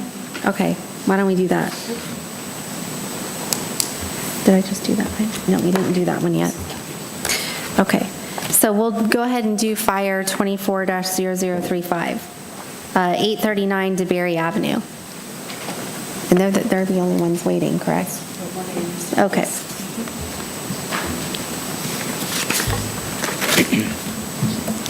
For the record, my name is Samuel Schaller, employed by the City of Deltona as the Assistant Fire Marshal. This will be case number Fire 24-0035, City of Deltona versus Coffin Richard H. Jr. Trust, 100%, Recon Trust, 100%. The property address is 839 DeBerry Avenue, Deltona, Florida, 32725. Parcel ID is 813-052-040-050. This is a violation of City of Deltona Ordinance, Chapter 42, Article 4, Fire Codes, Chapter 42-186, which adopts the most recent edition of the Florida Fire Prevention Code as adopted by the State Fire Marshal, which contains the Florida-specific version of NFPA 1, Chapter 63.9.2.1, which states, for other than vehicles equipped for and using compressed gas as a fuel for propelling the vehicle, an operational permit shall be required for liquid carbon dioxide systems in excess of 100 pounds or 45.4 kilograms of carbon dioxide. Corrective action for the violation is to obtain an operational use permit for the liquid carbon dioxide system. Statutory requirements for notification of this hearing have been met. The notice of hearing and notice of code violations were sent certified mail to the property owner at the address listed with the property appraiser's records. In addition, both notices were posted on the property and at City Hall at least 10 days prior to this hearing. All of the evidence in this case, including the photographs, have been marked as exhibits and submitted to the special magistrate clerk. Certify any and all photographs to be true and accurate portrayals of what I observed on the day they were taken. On December 11th, 2023, while conducting a fire safety inspection, amongst other violations which have since been corrected, Fire Safety Inspector Jerry Bailey observed a 300-pound insulated liquid carbon dioxide cylinder in use for beverage dispensing. Upon review, there's no valid operational use permit on file for the usage of this cylinder. Business was informed they would need an operational use permit for the CO2 cylinder due to the size. Subsequent inspections on February 7th, March 25th, April 19th, and June 12th, all of the year 2024, found the carbon dioxide cylinder still in use. No operational use permit issued for the cylinder. As of today's date, the CO2 cylinder remains in place and no operational permit is yet to be issued. In closing, the city would like to request 30 days for the property to come into compliance with this violation or a fine of $50 per day until such time that the property owner has notified the city of compliance. Okay, I'm having an issue with the file here because it looks like maybe there's 2 cases that are in this file. Now I've got something for.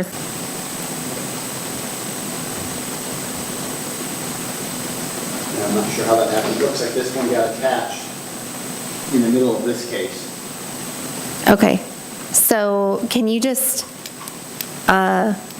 clarify for me, then put what needs to be in in the file for this case?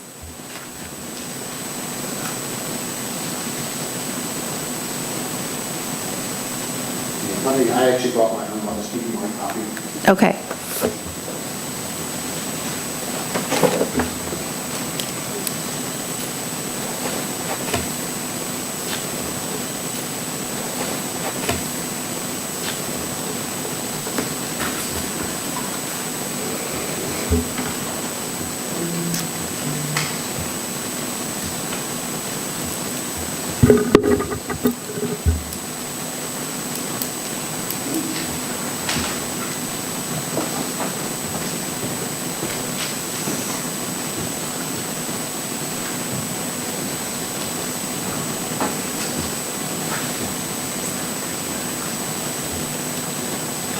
Looks like it. Well, and the agenda.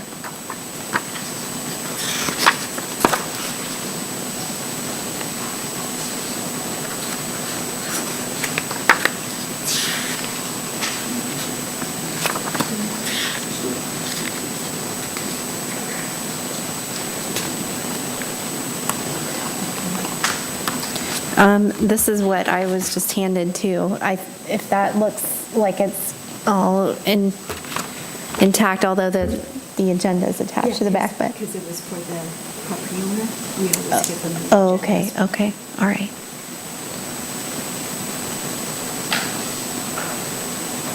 That is correct. Okay. I'll just by looking at that package. Okay, thank you. As you were talking, I was looking at the file and not seeing anything that you were talking about because it was for a different case.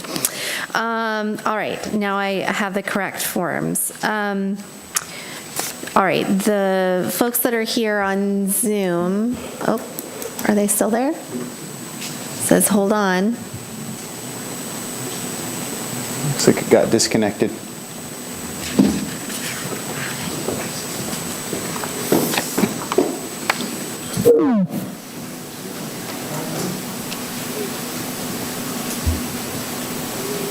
All right, let's see if we can get them back just a moment.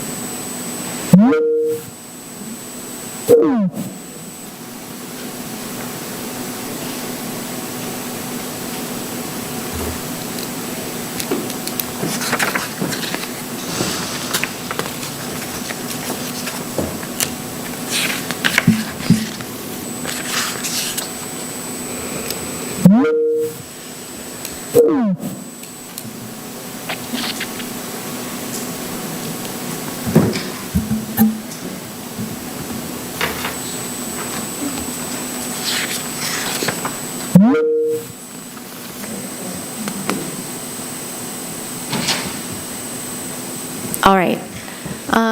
So for the folks that are on Zoom, can you hear me? Hello, we have audio but no video. Okay, can you state your name and address for the record? I'll go first. I'm Anita Weatherhold. I'm with 7-Eleven, and I'm the property manager for Florida.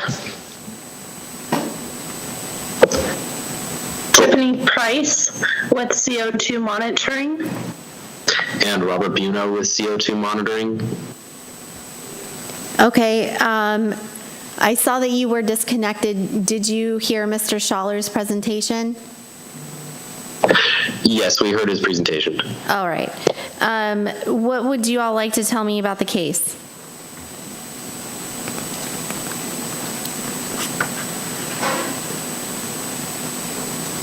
So CO2 monitoring was hired at equipment in another location throughout the store. So like I said, for the whole process, it could take up to 90 days. Okay, Mr. Schaller, do you have a response to that? I do. We've processed probably 25 to 30 of these permits within the last year. None of them took longer than a week to go ahead and get submitted and issued, just so long as, everything on the property's up to code and the permit's filled out properly. Now, I've had someone email me this permit application several times, and I've told them they need to submit it through our online permitting portal. We've provided the link. Inspector Bailey's provided the link. It just seems like there's a hang-up going on at the website and filling out the form there. But I think 90 days would be a little bit too long. I think 30 days is more than enough time. Okay. They don't need a permit for the actual monitoring. It's just the CO2 tank. And like I said, that's a very simple process. Yeah. And Mr. Schaller, you said 30 days and did you say $25? 50, Your Honor. 50. Okay, just so you guys, sorry, this is our first time working in this jurisdiction, so if you think 30 days is fair enough, then we'll go ahead and run with it. And if there's a way that someone can give us the information for the portal, so that way we can get it taken care of by Monday next week, so that way it's just done. Okay. I'm sure that someone can send you the portal link again. Yes? Yes. What's your since you're not here, I'll have to get it right in the hearing. What's your email address? It's TPRICE at Aerosphere Monitoring, and that's AEROSPHERMONITORING.com. All right, I got it. Perfect. Thank you. Okay. Yeah, I do think, in the past when we've had these cases come up, I don't think I've ruled to allow more than 30 days in the past. I'm pretty confident that if you're timely and, submitting the permits, that you shouldn't have an issue with that. So I am going to stick with the 30 days. And do you have anything else to add before I make my ruling? No, like I said, if you guys think the 30 days is perfect, then we will go ahead and run with it, and we will do everything we need to do to make sure it's compliant within that time frame. Okay, thank you. All right, so I find respondent in this case in violation of the city code as charged, and that respondent correct the violation before 4:00 p.m. on August 1st, which is 30 days. In the event respondent does not comply with the state, a fine in the amount of $50 per day will be imposed for each day the violation continues past the aforestated date. Respondent is further ordered to contact the code inspector to verify compliance with this order. I find that the notices were properly given in this case, and I'm omitting the case file and the PowerPoint as exhibits. Thank you, and make sure you stay in contact with Mr. Schaller regarding the progress on your permit. Will do. Thank you for your time. Thank you. Have a good day. Thank you. All right, the next case is DEL 23-279, a Massey case A and B for 1200 Deltona Boulevard, Suite 29.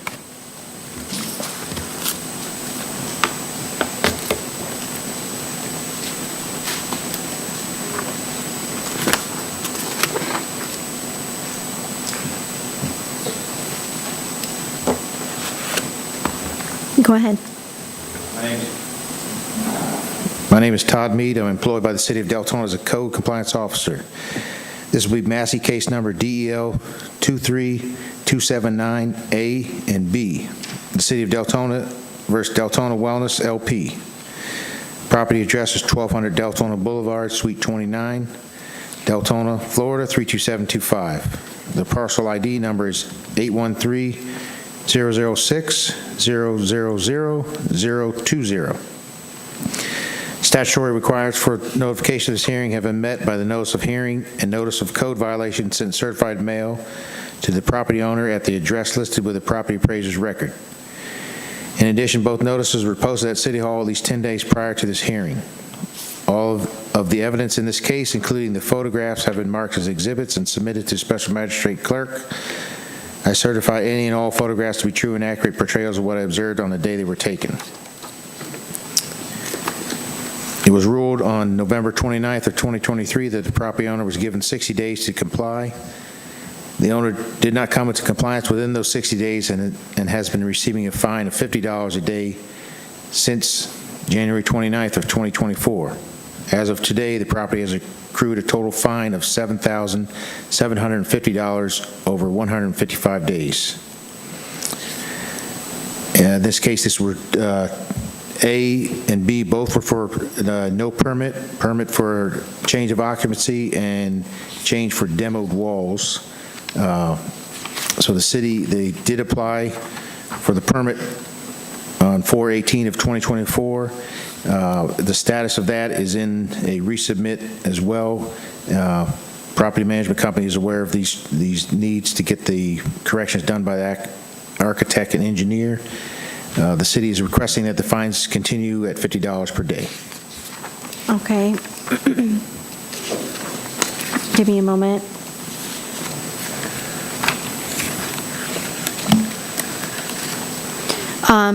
So on my agenda, I just want to make sure, on my agenda, it only says violation A.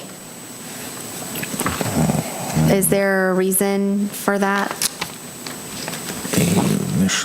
Initially it was A. We did add B. I think it was at the time we should have. Is it on your corrected. agenda?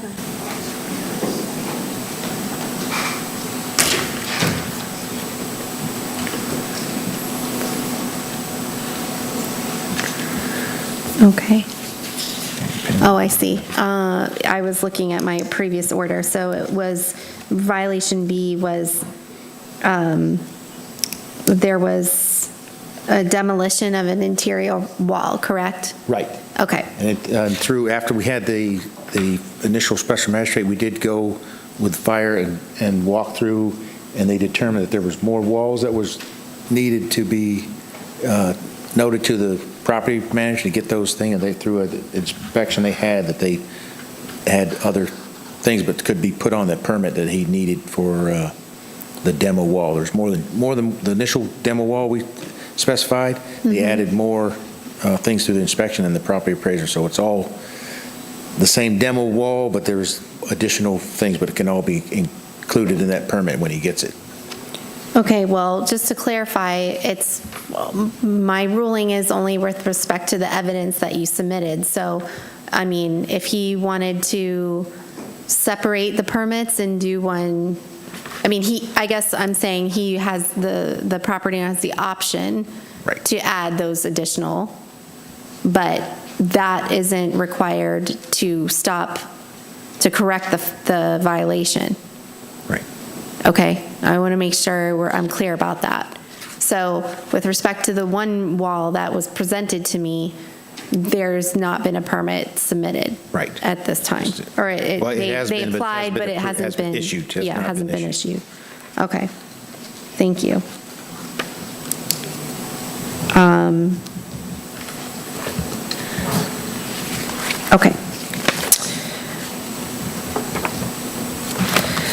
I find that respondent in this case failed, the person is not here, right? We don't No, have any? it's the same property, but on the same property manager for the previous case, but I spoke to him yesterday, and he is aware of tonight's magistrate Massey hearing. And well, they didn't stay, so. All right. Okay, so there's no one present for this one. All right, so I find respondent in this case failed to correct the violation by the time specified in special magistrate's prior order in this case, and the fine will be imposed as set forth in that order, and will continue to run until the property is brought into compliance and an affidavit of compliance has been filed with the code inspector. Respondent shall notify the code inspector to verify compliance. And I find the notices were properly given in this case, and I'm omitting the case file and the PowerPoint as exhibits. Thank you. Thank you. All right. Do we have any more where someone's present? No. Okay.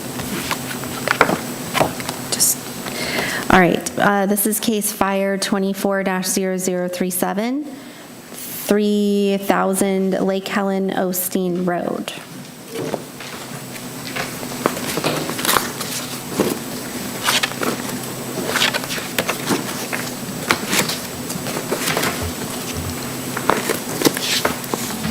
Good evening. For the record, my name is Samuel Schaller. I'm employed by the City of Deltona as the Assistant Fire Marshal. This will be case number fire 24-0037, City of Deltona versus Young Leroy A. Trust, 100%, and the 1999 Young Family Rev Trust, 100%. The property address is 3000 Lake Helen Osteen Road, Deltona, Florida, 32738. Parcel ID is 810-306-000020. This is a violation of City of Deltona Ordinance, Chapter 42, Article 4, Fire Codes, Chapter 42-186, which adopts the most recent edition of the Florida Fire Prevention Code as adopted by the State Fire Marshal, which contains a Florida-specific version of NFPA 1, Chapter 1.7.12.10, states no construction work shall proceed until the authority having jurisdiction has reviewed the plans for compliance with the applicable codes and standards and the applicable permits have been issued. Chapter 11.1.8, all panel board and switchboards, pole boxes, junction boxes, switches, receptacles, and conduit bodies shall be provided with covers compatible with the box or conduit body construction and suitable for the conditions of use. Corrective action for said violations is to obtain an electrical permit for the installation of the newly provided electrical receptacles and equipment/coolers installed in the produce area, and provide an approved cover for the exterior electrical box. Statutory requirements for notification of this hearing have been met. The notice of hearing and notice of code violations were sent certified mail to the property owner at the address listed with the property appraiser's records. In addition, both notices were posted on the property and at City Hall at least 10 days prior to this hearing. All of the evidence in this case, including the photographs, have been marked as exhibits and submitted to the special magistrate clerk. Certify any and all photographs to be true and accurate portrayals of what I observed on the day they were taken. September 1st, 2023, while conducting a fire safety inspection, Fire Safety Inspector Lisa Nadeau observed an electrical receptacle on the exterior of the structure, missing its weatherproof cover, and also observed newly installed electrical conduit, which was providing power to a cooler, dropping down in the middle of the store. Upon checking, it was found that no permit was issued for this new electrical installation. Store manager was informed of these violations and that a permit was required for the newly run electrical feed to the cooler. Subsequent re-inspections on December 15th, 2023, February 22nd, April 5th, and May 20th, all in the year 2024, found the receptacle cover still missing and no permit on file for the installation of the new electrical conduit.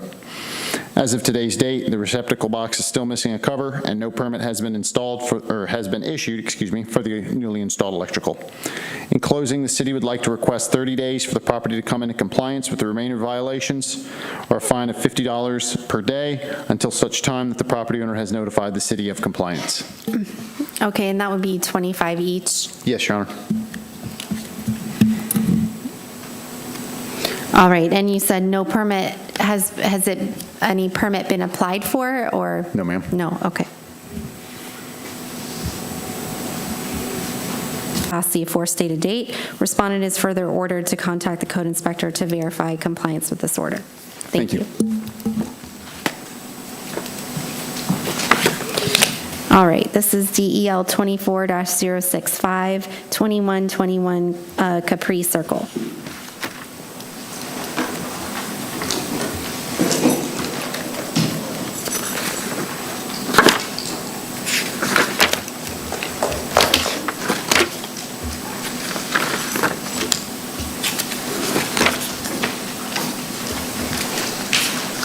Good evening, my name is Bashir Turksy. I'm employed by the City of Deltona as the Code Compliance Officer. This will be case number DEL 24065, City of Deltona versus Sayed S. Shaw. The property address is 2121 Capri Circle, Deltona, Florida, 32738. Parcel ID number is 813074420230. This is a violation of City of Deltona Ordinance Section 38-114, outdoor storage commercial. Violation City of Deltona Ordinance Section 38-114, which states that storage of building materials, commercial and industrial equipment, materials, objects, or waste relating to commercial or industrial uses, or any equipment, materials, or objects that are not incidental to residential use shall be prohibited. Corrective action for said violation is to remove the Connex box and construction materials and equipment from the property. The statutory requirements for notification of this hearing have been met by the notice of hearing and notice of code violation being sent certified mail to the property owner at the address listed with the property appraiser's records. In addition, both notices were posted on the property and at City Hall at least 10 days prior to this hearing. All of the evidence in this case, including the photographs, have been marked as exhibits and submitted to the special magistrate clerk. I certify any and all photographs to be true and accurate portrayals of what I observed on the day they were taken. This case was opened on April 9, 24 to address commercial outside storage of a Connex box along with construction materials which are not allowed to be stored on a vacant lot. A notice of violation was posted on the property the same day, and the property owner was given until April 18, 24 to come into compliance. No attempt was made by the property owner to contact the city or address the violation, and as of today, the property is still in violation. The city would like to request 10 days for the property to come into compliance or a fine of $50 per day to be imposed until such time that the property owner has notified the city of compliance. Okay, you said 10 days? Yes. And what's your reasoning for $50?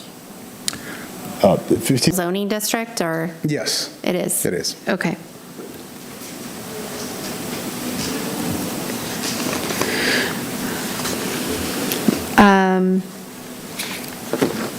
And so I just, as I'm looking at it, are you referring, I see the box, and then are you referring to the materials as like the cinder blocks that are there? Cinder block, and there's more material right behind the Connex box, which is hard to see. Okay. But like building it's a wooded materials? area, yes, yes. Okay. As I'm looking at. Okay. Okay. Did you have anything else to add? No. No, okay. All right. I'm going to find a respondent in this case in violation of the city code as charged, and that respondent correct the violation before 4:00 p.m. on July 12th, which is 10 days. And in the event respondent does not comply by this date, a fine in the amount of $50 per day will be imposed for each day the violation continues past the aforestated date. Respondent is further ordered to contact the code inspector to verify compliance with this order. And I'm admitting the case file and the PowerPoint as exhibits, and I find the notices were properly given in this case. Thank you. Thank you. Case DEL 24-067, 1553 Providence Boulevard.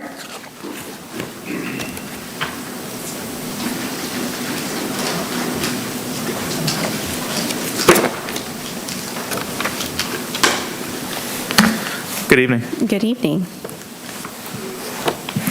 Is this your first case of the night? Yes, ma'am. Been waiting very You had to patiently. wait till the very end. All right, go ahead. My name is Nicholas Lopez. I'm employed by the City of Deltona as a code compliance officer. This will be case number DEL 24-067, the City of Deltona versus David S. Price.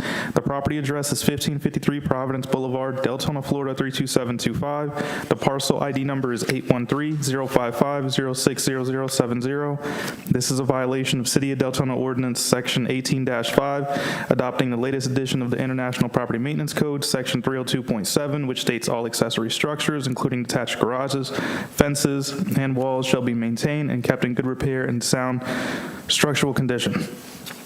Corrective action for said violation is to repair or remove the fence. The statutory requirements for notification of this hearing have been met by the notice of hearing and notice of code violation were sent certified mail to the property owner at the address listed with the property appraiser's records. In addition, both notices were posted at City Hall at least 10 days prior to this hearing. All of the evidence in this case, including the photographs, have been marked as exhibits and submitted to the special magistrate clerk. I certify any and all photographs to be true and accurate portrayals of what I observed on the day they were taken. On April 23rd, 2024, a fence was observed in disrepair at the aforementioned property. A notice of violation was posted. As of today, July 2nd, 2024, the property is still in violation. The city would like to request 30 days for the property to come into compliance or a fine of $25 per day to be imposed until such time that the property owner has notified the city of compliance.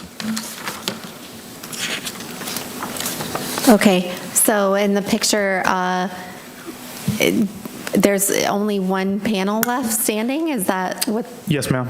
Okay. So fence is in disrepair. In the amount of $25 per day will be imposed for each day the violation continues past the aforestated date. Respondent is further ordered to contact the code inspector to verify compliance with this order. Thank you. Thank you. All right. Case DEL 24-071, 1986 Hunter Avenue.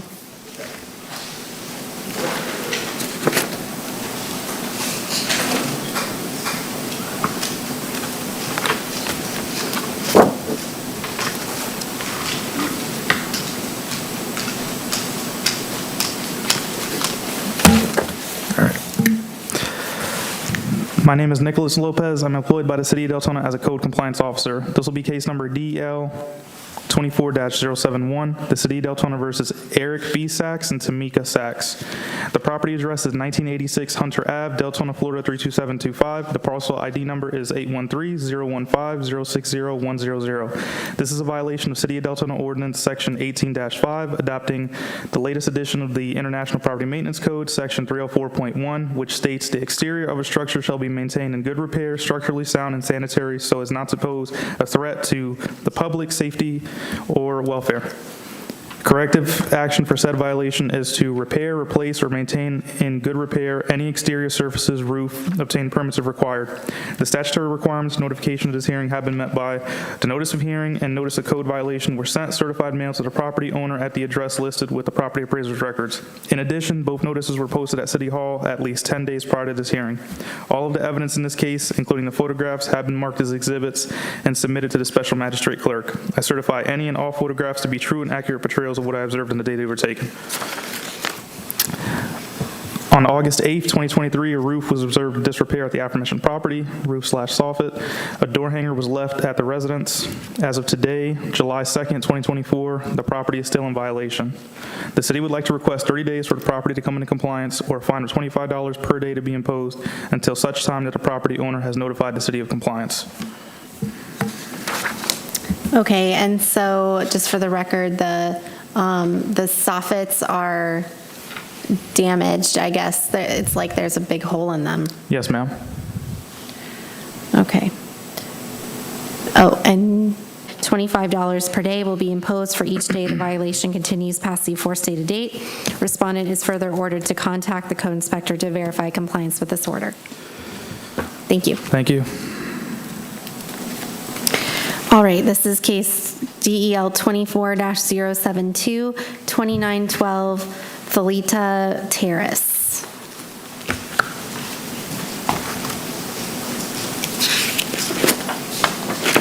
Uh-oh. I don't have that one on my agenda. A through I? No. Good evening, my name is Bashir Turkzi. I am employed by the City of Deltona as Code Compliance Officer. This will be case number DEL 24072, City of Deltona versus Thalita Terrace LLC. Can you pause for just a moment, because this wasn't on my agenda, so can you Okay. give me just a moment Sure. to read it?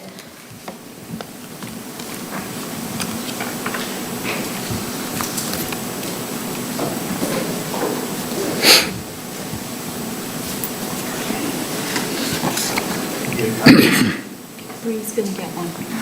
Okay. Okay. Thank you, go ahead. My name is Bashir Turkzi. I'm employed by the City of Deltona as a Code Compliance Officer. This will be case number DEL 24072, City of Deltona versus Thalita Terrace LLC. The property address is 2912 Thalita Terrace, Deltona, Florida 32738. Parcel ID number is 8130-74-420270.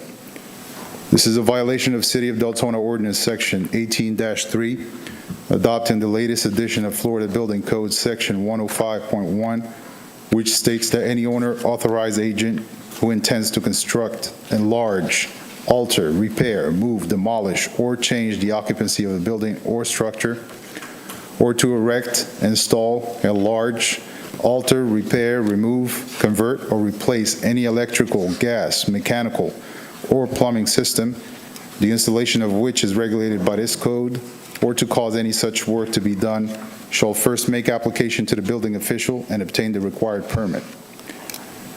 Corrective action for said violation is to update all 9 expired permits at this property. Applications must be resubmitted to the City of Deltona. The structure must meet all requirements of city ordinance and be approved on final inspection.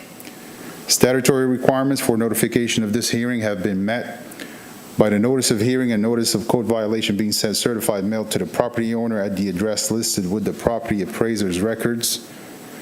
In addition, both notices were posted on the property and at City Hall at least 10 days prior to this hearing. All of the evidence in this case, including the photographs, have been marked as exhibits and submitted to the Special Magistrate Clerk. I certify any and all photographs to be true and accurate portrayals of what I observed on the day they were taken. This case was opened by another officer on May 23rd, 24, to address 9 expired permits on file at this property, which consists of 2 newly built apartment buildings that are still vacant. A notice of violation was posted the same day at the property, and the property owner was given until June 16, 24 to come into compliance. Several attempts were made to contact the property owners with no success. And as of today, the property is still in violation. The city would like to request 30 days for the property to come into compliance, or a fine of $50 per day per violation to be imposed until such time that the property owner has notified the city of compliance. Okay. So you, yes, okay. So you have printouts from your permitting system in here showing each of the 9 is expired? Correct. They're vacant, yes. They're like 95% complete, but there's no residents in there. Okay. Yeah.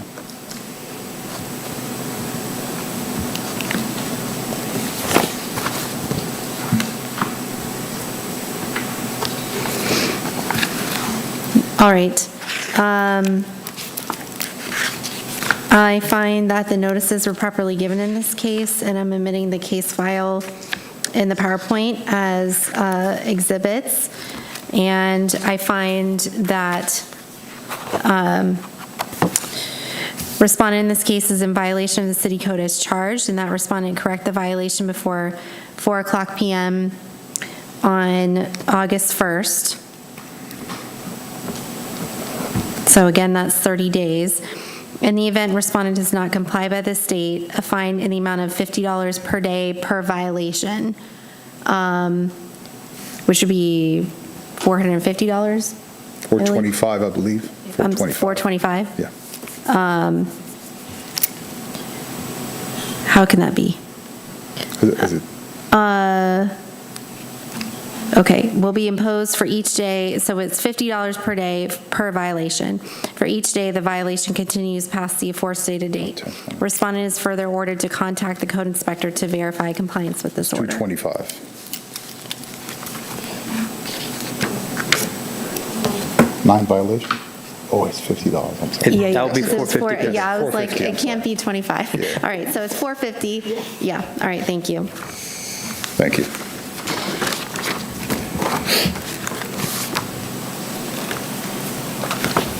Okay, DEL 24-074, 2041 Swanson Drive.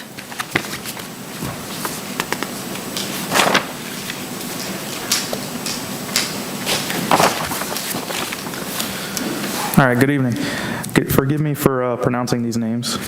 My name is Nicholas Lopez. I'm employed by the City of Deltona as a code compliance officer. This will be case number DEL 24-074, the City of Deltona versus Mandela K. Zabulunji, Hilda Akaya Corey, and Kewabena D. Corey. The property address is 2041 Swanson Drive, Deltona, Florida 32738. The parcel ID number is 813-017-210040. This is a violation of City of Deltona Ordinance Section 18-5, adopting the latest edition of the International Property Maintenance Code, Section 302.7, which states all accessory structures, including detached garages, fences, and walls, shall be maintained and kept in good repair and sound structural condition. Corrective action for said violation is to repair or remove the fence. The statutory requirements for notification of this hearing have been met by the notice for hearing and notice of code violation were sent certified mail to the property owner at the address listed with the property appraiser's records. In addition, both notices were posted at City Hall at least 10 days prior to this hearing. All of the evidence in this case, including the photographs, have been marked as exhibits and submitted to the special magistrate clerk. I certify any and all photographs to be true and accurate portrayals of what I observed on the day they were taken. On May 13th, 2024, a fence was observed in disrepair at the property. A door hanger was left at the residence. As of today, July 2nd, 2024, the property is still in violation. The city would like to request 30 days for the property to come into compliance or a fine of $25 per day to be imposed until such time that the property owner has notified the city of compliance. Did you say 30 days? Yes, ma'am. Okay, and is this, just trying to get an idea of what I'm looking at, is this like just one panel of the fence, or is it a much larger? And it's just this one panel that seems to be in disrepair. Okay, thank you. And it's just this one panel that seems to be. All right, I find the notices are properly given in this case, and I'm admitting the case file and the PowerPoint as exhibits. I find respondent in this case in violation of the city code as charged, and that respondent correct the violation before 4:00 p.m. on August 1st, which is 30 days. In the event respondent does not comply by this date, a fine in the amount of $25 per day will be imposed for each day. The violation continues past the aforestated date. Respondent is further ordered to contact the code inspector to verify compliance with this order. Thank you. Thank you. All right, is this the last one? All right, DEL 24-075, A and B, 986 Sweetbriar Drive.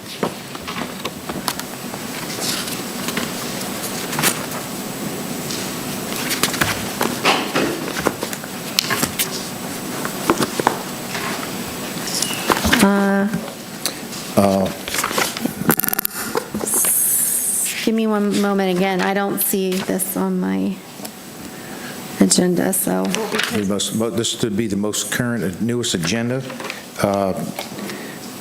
Need to DEL 075C and D should be the case we're going to present. And then on the agenda, there is a note, need to make a note under the violation. It says A, but it should, the first one should be violation C. And then the other one, it says violation B, it should be violation D. It's number DEL 24075C. It's number DEL 24075C. LTM 24-0184. DEL 24075D. VEH 24-1308. The City of Deltona versus Alfred Ellis and Marshall B. Ellis. The property address is 986 Sweetbriar Drive, Deltona, Florida, 32725. The parcel ID number is 813-066-090-190. This property is being brought before the special magistrate for more than one violation. These violations are as follows. Violation C, this is a violation of the City of Deltona Ordinance Section 38-114, which states that that furniture outside must be designed to be placed outdoors or stored inside a covered structure. In addition, storage of materials relating to residential use, children's play toys, firewood, brush, logs, or any other material intended to be used in fireplaces or other permitted burning facilities shall be permitted only in the rear yard to the rear wall of the home. Corrective action for said violation must be properly stored or removed from the property. Violation D, this is a violation of the City of Deltona Ordinance Section 66-193, which states that boats, trailers, recreational vehicles shall not be parked or stored either within a public right-of-way or within a portion of the lot lying across the front width of the lot between the front lot line and the frontmost part of the principal structure. Corrective action for said violation is park boat, trailer, RV on the side of the house, behind the front face, or on the rear yard, but not within the side street yard. Please move the vehicle to the proper parking area or remove from the property. All vehicles must have current tag and be operable, or they may be stored in an enclosed garage. The statutory requirements for notification for this hearing have been met by the notice of hearing and notice of code violation sent certified mail to the owner of the property listed with the property appraiser's record. In addition, both notices were posted on the property and at City Hall at least 10 days prior to this hearing. All of the evidence in this case, including photographs, have been marked as exhibits and submitted to the Special Magistrate Clerk. I certify any and all photographs to be true and accurate portrayals of what I observed on the day they were taken. This case began from an area sweep conducted during the month of March of 2024. I first observed a boat parked in the driveway of the resident. I was able to speak to the homeowner in reference to the violation D about the boat and trailer being improperly parked on the property as stated in the city ordinance. I gave a courtesy notice for a compliance date on the trailer issue. I returned to the property for an inspection on the boat issue on March 19th of 2024. The property was still in violation. The next visit to the property was on April 1st. The homeowner had moved the boat, but not the small trailer, remained on the driveway. At this time, we created a new case for the outdoor storage violation, which is violation C. I discussed with the homeowner on the new violation and the corrective action for compliance. The homeowner began to work on the outdoor storage issue to try to meet compliance dates. The next follow-up inspection was done on May 12th and 13th. On May 13th, I issued the notice of violations for the outdoor storage and the trailer parking. The compliance dates for the violations were not met by the homeowner, and the case was scheduled for the special magistrate. As for violation D, the homeowner came into compliance after the initial compliance date of 5/28/2024. The city would like it to be noted that as a repeat offender for any future occurrence for this violation, the property as of today is noted as compliance for violation D, boat, trailer, and RV parking. As for violation C, the homeowner has a few areas that still remain in violation to the outdoor storage. The city would like to request 30 days for the property to come into compliance for a fine of $25 per day to be imposed until such time that the property owner notifies the city of compliance. On to, let's see, so at this time, he's moved them back to which they meet side face of the house, so the small trailer and the boat into the side yard? Yeah. So yes, he has them on the right side of the house. Okay. And right then... So there, those are, now he's in compliance with the trailer parking, the little trailers beyond, and so that's good. That's would be met, but he only did that in the past 10 days or less. Okay, and on the outside storage, I mean, I can see from the pictures in the file that, I mean, it appears they've made significant progress. Over the course of the 3 months of dealing with, there was in this area, initially, there was a lot of stuff, as you see here on Right. the pictures. He moved those away, but then the other stuff came back, and then Yes. mainly what I have now is on the left side of the house. So if you go to any of the C, all right, so on this side today, there's wood, there's actually started building a new structure, which that's going to be another case to create, but Okay. he's got the hot tub that was early on is now just being protected by the wood that's in that back corner. So I've tried to discuss with him, basically that's today, that still would be outsourced storage. Anything you have along the side of the house, all that wood, the front yard, any of the chairs and the bar, that's considered furniture, so that does allowed. But he has done a good progression from getting there, but he's just not Yeah. fully there to put him into compliance. Okay, so really what's remaining is the wood that you found on the, Well, there's wood, there's a couple more things behind it, right? Because I was able to walk that on the day I issued the notice of hearing, so we discussed what needs to get corrected. Anything he got behind the fence could help him, but he didn't do that. He just put wood in front of it. So there's areas that we know that he has still items that are outdoor storage okay. that are in the front. And so the hot tub is one of the things? Hot tub, and there's a motor scooter up front here that's in the planning, but definitely have to discuss how much what's he describing it to me as. But Okay. yes, all that right there, that's considered still outdoor storage, and a few items still in front of the garage. But he has done, let's say he's about 80% done with what Right. to meet.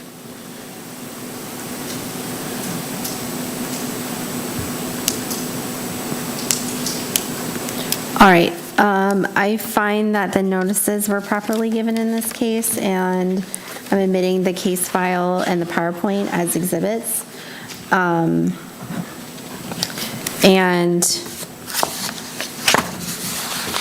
make sure I get my ruling correct.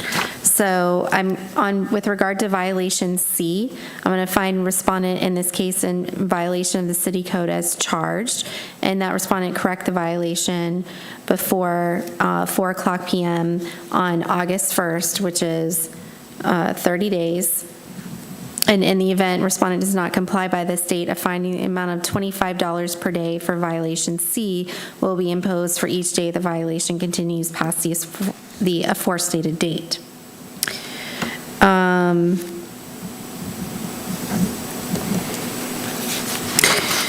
And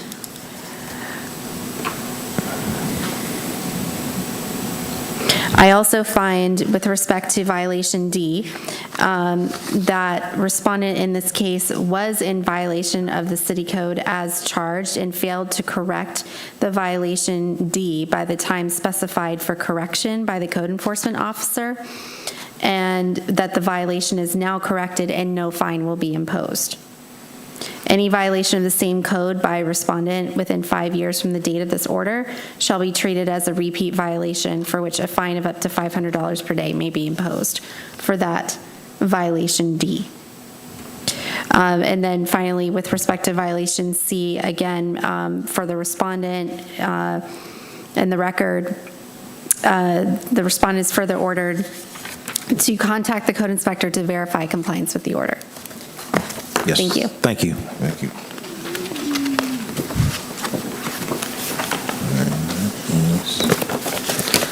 All right. I believe that was the last case. Is there anything else we have? All right, then we'll go ahead and adjourn. Thank you.